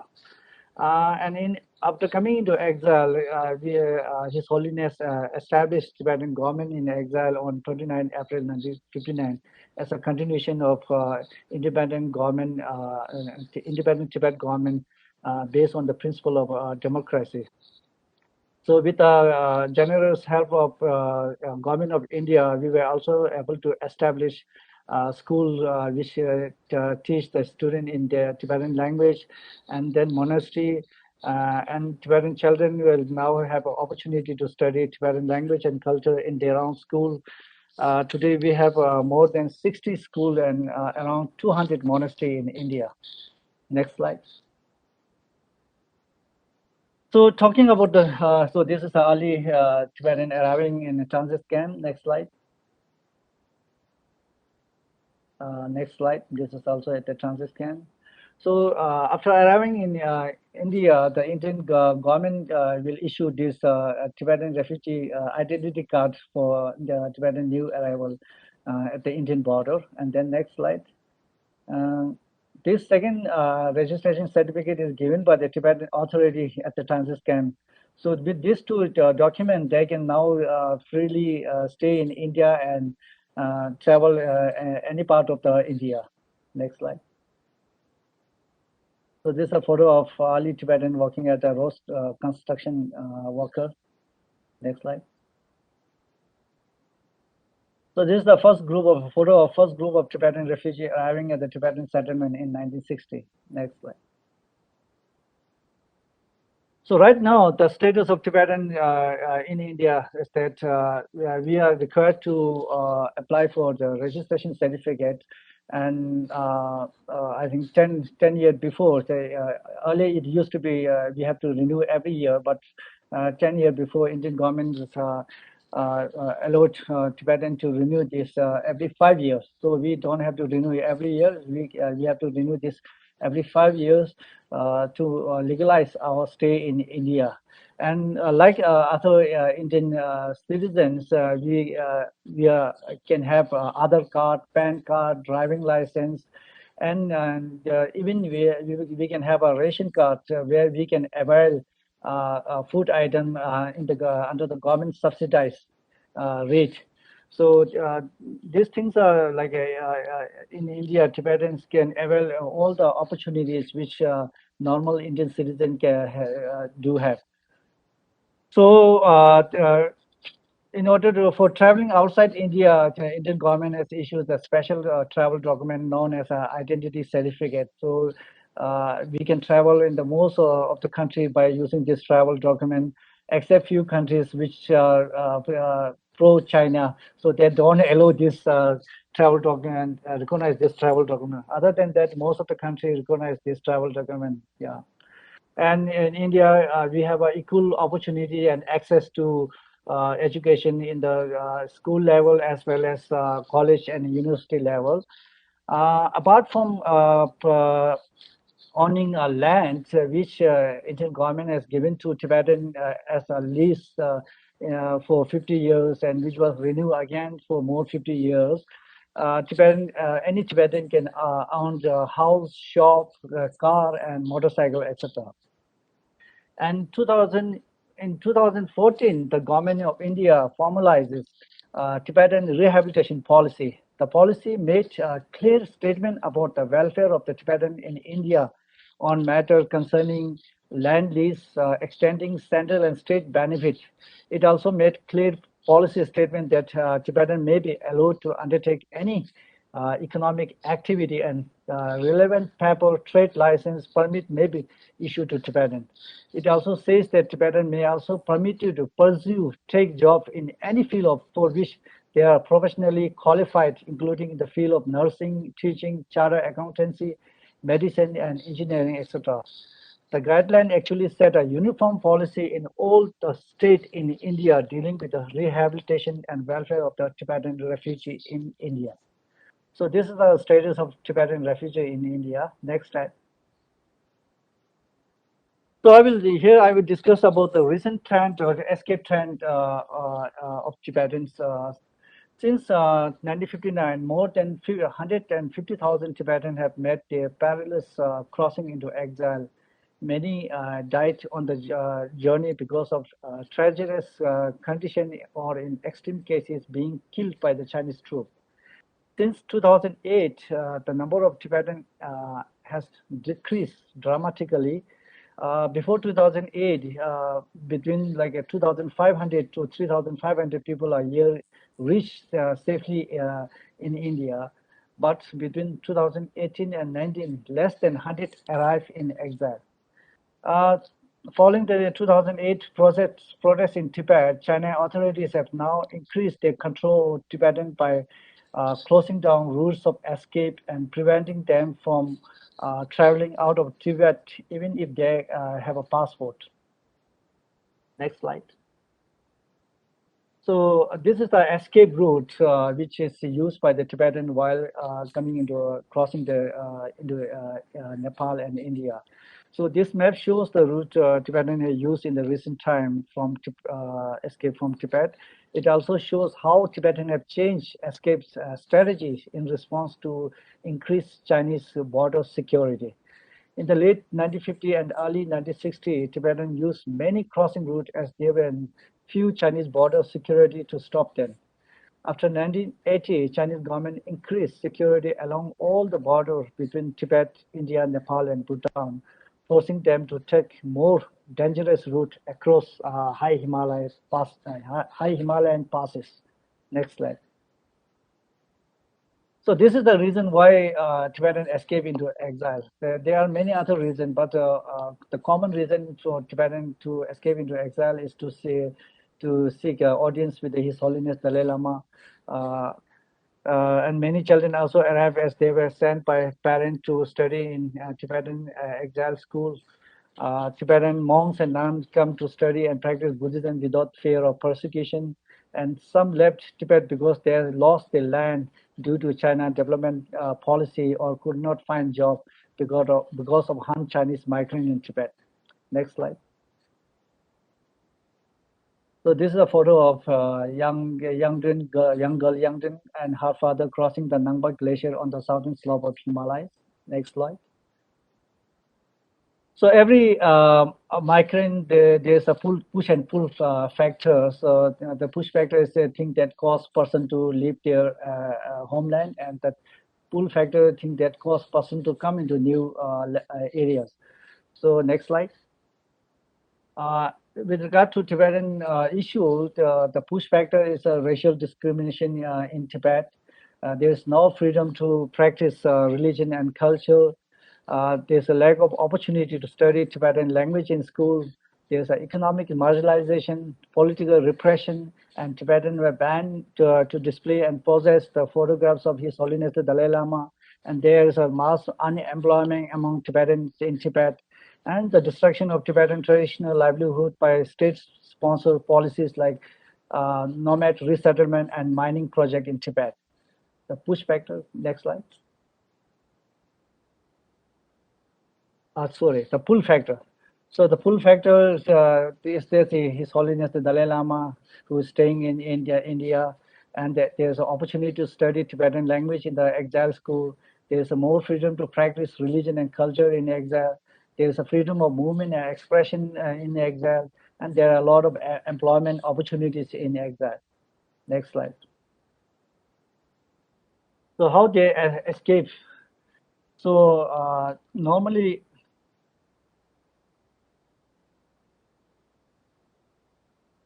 normally Tibetans escape during the harshest winter weather when there are fewer Chinese border police, and they travel at night and sleep during the day and leave home without extra food or clothes so that they can move forward without having any weight. And they also hire a guide to evade border patrol by paying a huge amount of money.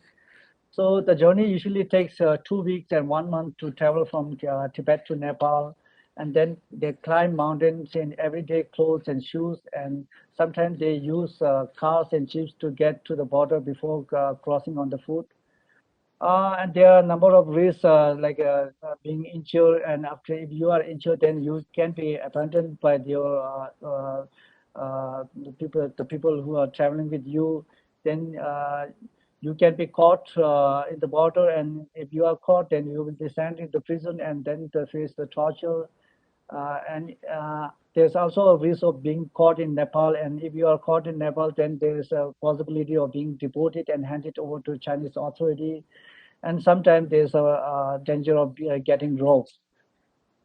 So while crossing, like taking this escape journey, particularly while crossing this mountain or glacier, there's your feet can be worn out, so there's a like a danger of getting this frostbite, hypothermia, snow blindness, then broken bone from falling on the ice, and then sometimes there's a danger of getting lost in the mountain. Next slide. So this is some photo of Tibetan coming into exile. Next slide. So these are the recent arrivals who managed to reach the Kathmandu in Nepal, and all their feet were worn out due to frostbite. Next slide. So for the recent arrival, the Tibetan Refugee Center in Nepal and Dharamsala play a very important role for their safe passage. Newly arrived Tibetans are temporarily given shelter at the Tibetan Reception Center in Kathmandu. At the reception center, their documents are checked and to see if they are genuine Tibetan or not, and then they are registered with the center. They are given food, clothing, and medical attention before moving on to their more permanent home in India. And the Tibetan Reception Center report the new arrival to UN Human Rights Human Rights Commission for Refugee and seek their approval to apply for special entry permit from Indian Embassy. After getting special entry permit, they apply for exit permit through UNHCR from Nepal Immigration Office. After securing all necessary documents, new arrival Tibetans are sent to Delhi, India, with one staff who hand over them to Tibetan Reception Center in Delhi. From Delhi, they are sent to Tibetan Reception Center in Dharamsala. After receiving audience of His Holiness Dalai Lama in Dharamsala, they are sent to school, monastery, and adult school as per their choice. Next slide.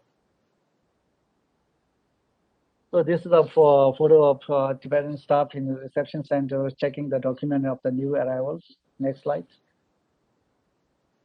So this is the this paper is known as a special entry permit for people of Tibetan origin.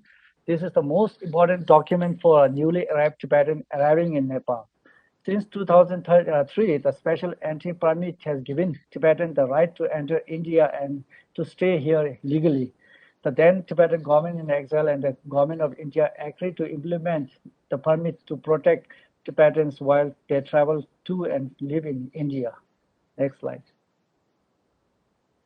So now I will discuss about the status of Tibetans in Nepal. Nepal and Tibet have a long history of cross-border migration through which generations have traded, intermarried, and shared cultural and religious practice. The Nepali ethnic group who populate this region also share ethnic and many cultural and linguistic traits with the Tibetan Britain. As a result of these century-old tribes, Tibetans who took refuge in Nepal from the late 1950s found themselves welcome and were able to live through Nepal in relative freedom. Thousands of Tibetans were given permission by King Mahinda to settle in Nepal. Continuing the repression in Tibet, the refugee flow to Nepal. Camps were established in the 60s throughout Nepal. As with the Nepalese citizens, Tibetans were allowed to freedom of expression, movement, assembly, and religion. And in 1970s, the Tibetan guerrilla supported in part by the CIA and with the knowledge of the Nepali monarchy, based themselves in Mustang, and from there made incursion into Chinese-occupied Tibet. But unfortunately, in 1974, the Royal Nepalese Army was deployed to disarm the guerrillas who were then settled in the Pokhara region. So under the pressure from China in 1989, Nepal government stopped allowing Tibetan refugees coming across its border to stay. but agreed to guarantee their safe transit through Nepal territory and onward safe passage to India under the gentleman agreement established between the UNHCR and the Nepal government. In 1990, the people movement in Nepal created a constitutional monarchy with a democratically elected government. In the year following, Tibetans enjoyed some freedom to express their political view on the situation in Tibet. But in 1994, China criticized Nepal for allowing such protests. In response, Nepal began to curtail protests outside Tibetan settlement and stop the issuance and renewal of refugee documentation. Between 2000 to 2006, in return for arms from China, the King Gayendra forced the closure of Office of Representative of His Holiness the Dalai Lama in Kathmandu and Tibetan Welfare Office in Nepal, leaving Tibetans in Nepal without any representation. Nepal held its first post-conflict democratic election, and the ex-commander of the Maoist rebel, Pushpa Kamal Dahal, was voted in as Prime Minister of Nepal. And from following his takeover and from 2009 onwards, China stepped up its engagement with the Nepal, centered on the Nepal treatments of Tibetan refugees. Nepali and Chinese state surveillance of Tibetan community increased. Police response to protests was increasingly harsh. Arrest and detention of Tibetans, particularly the young and undocumented and those in leadership position, became prevalent, politicized, and lengthy. Cultural and religious events were often interrupted by the Nepalese authorities. Next slide. Actually, Nepal and India are not, both are not a signatory of the UN Convention on Refugee, and they are therefore not bound by the UN Convention Refugee. But what India has done with Tibetans by giving asylum and providing all those facilities is particularly taking into ground a humanitarian and under understanding level. But Nepal didn't did same thing. Like initially, they were very helpful and welcomed the Tibetan refugee, but later on, getting in proximity with the Chinese government, and so the status of Tibetan in Nepal completely changed due to the Chinese pressure. So without any formal law to back up the government policies in Nepal, the treatment of Tibetan refugee has been significantly affected by the political relation between Nepal and the states from which refugees fled. This is starkly obvious when looking at the way in which Nepal has dealt with its two large refugee groups, that is the Bhutanese and the Tibetan. While some 20,000 Tibetans live in Nepal, newly arrived Tibetans in Nepal have not been allowed to claim refugee status since 1989. In 2005, the Nepalese government refused to enter into a process to resettle 5,000 Tibetan refugees in the United States, although it has done so in the case of over 60,000 Bhutanese refugees in the Nepal. So there's two different approach to towards the Tibetan refugee and the Bhutanese refugee in Nepal. So one of the most important documents to for anyone to stay in LN country is to have an identity document. Like in India, we have our refugee registration certificate. Same thing, Nepal government has issued from 1974 Tibetan refugee identity card, which is a state-recognized document and allows the holder to reside and have freedom of movement within the restricted areas of Nepal.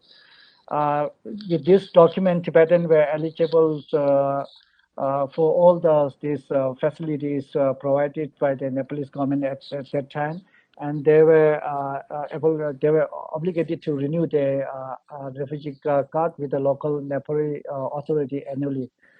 But in 1989, Nepal government stopped allowing newly arrived Tibetans to settle in Nepal following a diplomatic rapprochement with China. Then in 1994, Nepal government stopped issuing and renewing registration certificate to eligible Tibetan. As a result, Tibetans in Nepal doesn't have any form of official identification from the Nepali state. Tibetan without documents are also liable to arrest, detention, and most commonly the extraction of bribe, which is prevalent in Nepal. So without RC, even with the RC, Tibetans in Tibet are not allowed to own property in Nepal.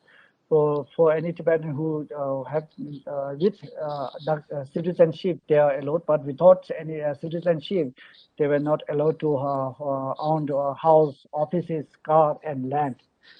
So the land on which Tibetan settlements were built actually belongs to Nepali Red Cross. So Tibetan doesn't have any ownership on the land. At the same time, from March 2011, Tibetan started identifying problems either in getting new driving licenses or renewing them, because the Department of Transport Management in Nepal has changed the requirement for the application process, where applicants have to provide photocopies of their both their current license and the citizenship, Nagrita, which is called Nagrita. So overnight, hundreds of Tibetans have been forced to quit driving or drive illegally. So there's one issue. Then in education fields, there's a problem in accessing higher education. In 2010, the new application form was rolled out by the Nepalese Department of Education, where students were required to submit the number from their parents' citizenship card. Such requirement immediately excluded most of the young Tibetans from accessing state-provided higher education. Then in field of the employment, also without citizenship or RC, Tibetans are denied employment with the government-affiliated institution like National Bank and hospital. Even in the private sector, there's an opportunity for Tibetan to work without RC, particularly in restaurant, hotel, and trekking guide. But Nepali employers these days prefer Nepali employees with a citizen card, as they are well aware that taking a Tibetan on board increases their chances of facing problems with the authorities. Then the last option led for Tibetan to sustain in Nepal is self-employment.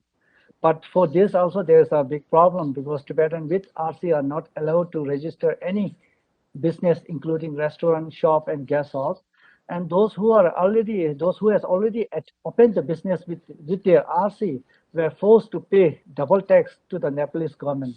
So Tibetan has to use their Nepalese friends to run these restaurants or shops. So next slide. Please wrap up your presentation in 1 minute. Please finish it in 1 minute. Thank you. Okay, so I will just close with my last word. Can you next slide? Next slide. Can you go in the end? Next slide. Yeah, this one. In October 2009, China President Xi Jinping visited Nepal and signed 2 agreements with Nepal. The agreement on the voluntary management system, which commit both sides to return person found while crossing the border illegally within 7 days. This could result in Tibetans who try to escape freedom being sent back to repressive rule of Chinese Communist Party. Then there's a second treaty. There's a treaty on the mutual legal assistance on criminal matters, which opens the door for the China to intervene in matters related to Tibetan living in India and Nepal, increasing the vulnerability and the risk, particularly for Tibetans who express their political view or cultural identity. Given China's influence on the less developed Nepal and the obvious power imbalance between 2 countries, there are worries that Nepal may disregard legal protection for Tibetans while responding to Chinese requests under this treaty. And I also want to add that due to the short of time, I was not able to say on that. That right now in Nepal, Tibetans were not allowed to celebrate Tibetan Losar, celebrate His Holiness' birthday. Even they were not allowed to conduct elections of the Tibetan head of the Tibetan government in exile. So there are lots of exclusions, and there's a lot of discrimination from the Nepalese government side. And there's a different approach in dealing with the Tibetan refugee and the Bhutanese refugee in Nepal. Thank you.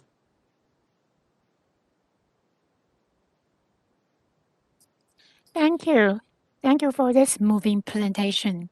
From your presentation, the history and the suffering of the Tibetan people are vivid, and it's an ongoing human rights issues.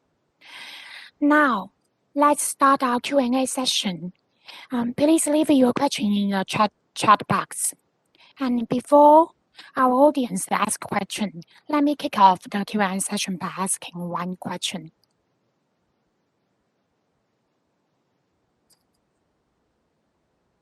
Okay, my first question will be, should the museum tackle the human rights issue? Actually, I think all of you have done a lot of work on tackling the human rights issue.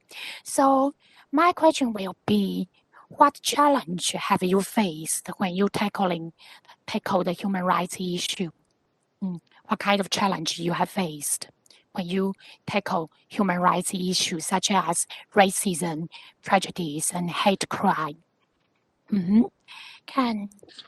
Does anyone want to answer the first question? Anya, can you start this Q&A session? Please turn on your speaker.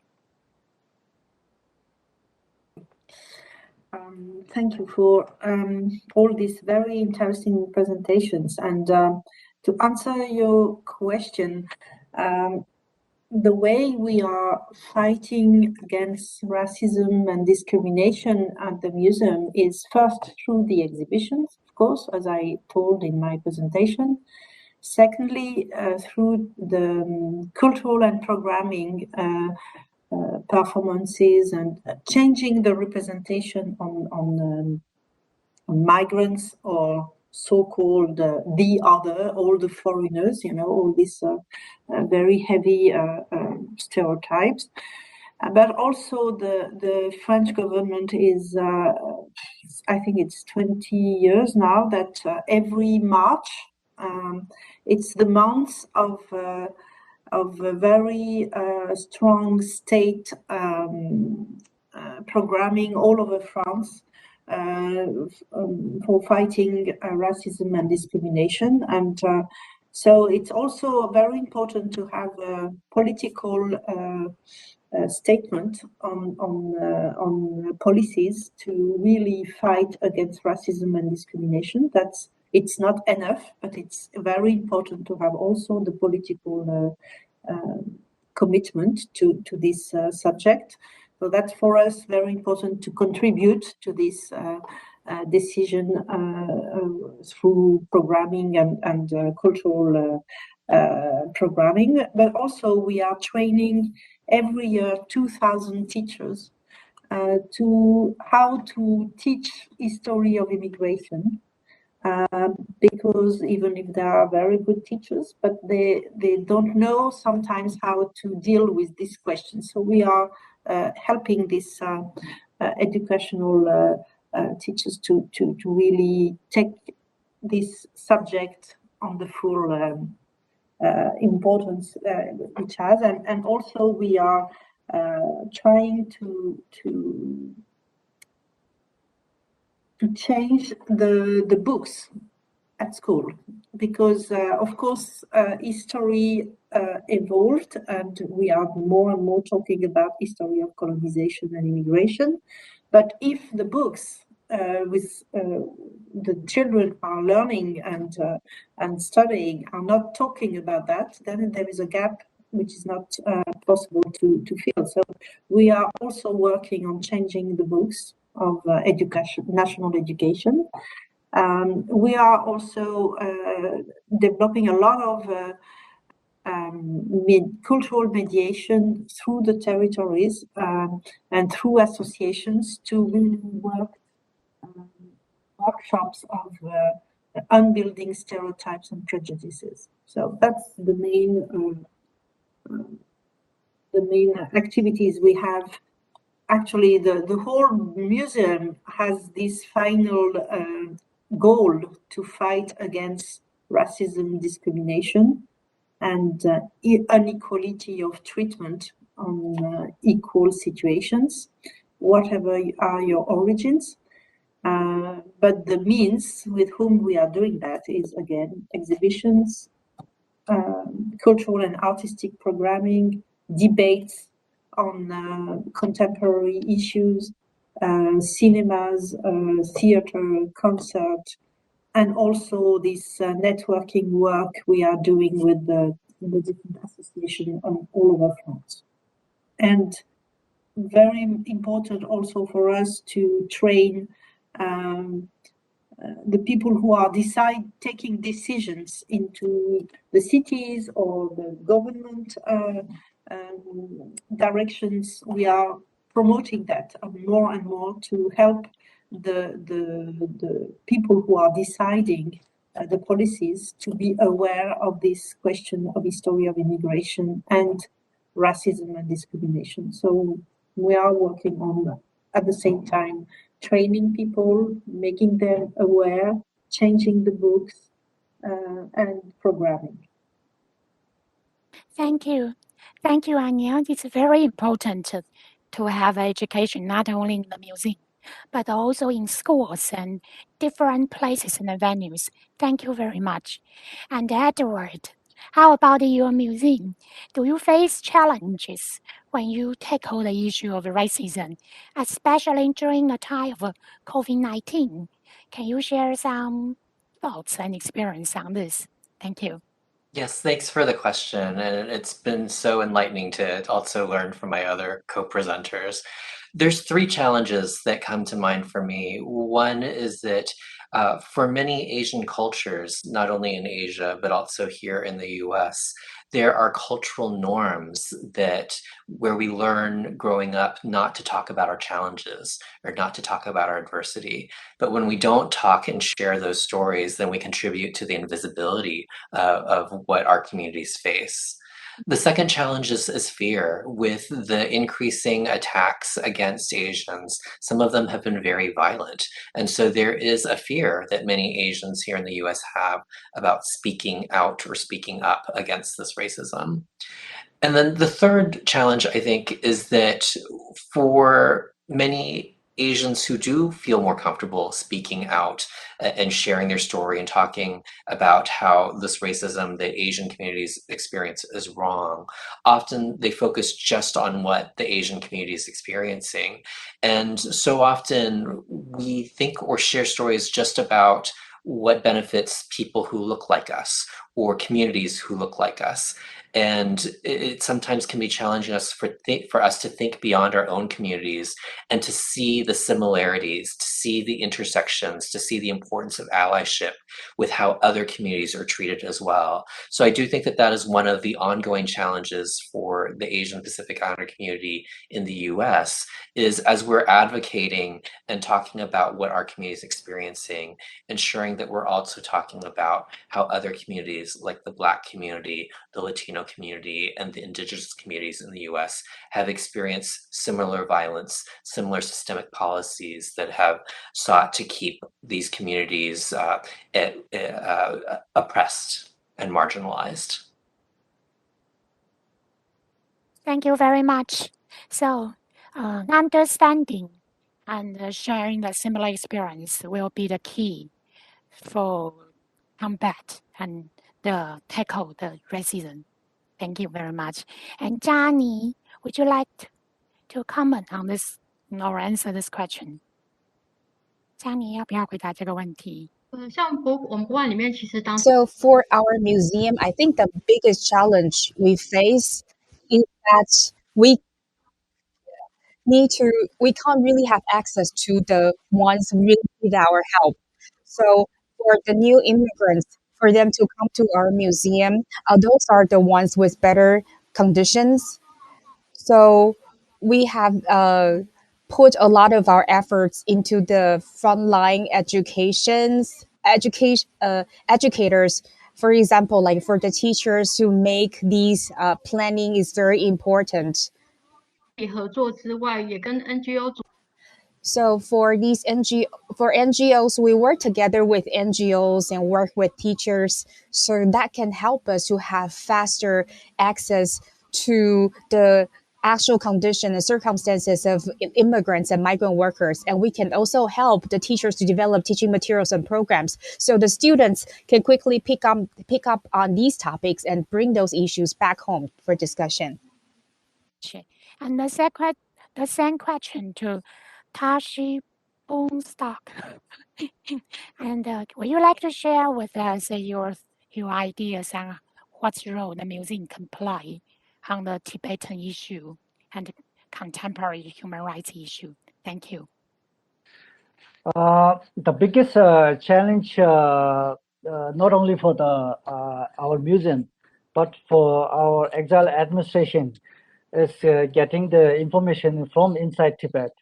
China is so good in blocking the information, and they only disseminate information which they want to tell to the other worlds, but not the real information. So there's one big challenge which we face. And also we have Tibetans who managed to cross over India. But they actually provide us all the detailed information, but they are a little bit afraid of speaking in front and testifying, because they have their family back in Tibet, and there's a danger of their family being arrested or detained in the prison. So these are the major challenges which we face in highlighting the human rights violation that is taking place in Tibet. And then secondly, due to the strict censorship and flow of information from inside Tibet and China, many of the international media were not able to monitor and get the exact information from inside Tibet. So they are very much reluctant to share our news because we have because most of the news media want to have a credible source of this one information. So without having this credible source or link from where we can get this information, it is very difficult for us to tell the world that what really is happening inside Tibet. Thank you very much. So it's very important to have an international network. So maybe we can support Tibetan people by having exhibition and let them voice heard in our museum too. Yes. Thank you because the time is running out, so we will have only one question in this session. And I want to thank all of our presenters and participants. And we have a wonderful and inspiring conversation. Before I finish the session, please join our forum tomorrow, as well as to join our forum AP as individual and or organization members. Thank you for all of you, and see you tomorrow. Thank you. Thank you, Tashidele. Thank you. Bye bye. 谢谢大家。Bye bye. 就是仅代表。Can you hear me? On behalf of National Human Rights Museum and Firm App, we thank you for your participation, and we would like to also thank our moderator, Professor Chen Jiali, for this very successful moderating job. And we also would like to thank our speakers. We have covered all the contemporary human rights violations in present time and in the past. Of course, we do not have like one-size-fits-all solution for all the issues. It takes museum workers at different positions to work together to improve the situation. And tomorrow we have from home and abroad important practitioners in NGOs who talk about global initiative for justice, truth, and reconciliation and migrant rights. With the experience of these NGOs, we can document all these violations and save the evidence, and we can also launch initiatives for justice and truth so we can speak up for those oppressed. We would like to build a network between different international partners with these 2 days forums so we can work together for this cause. And tomorrow you can use the same link for the access to our forum tomorrow.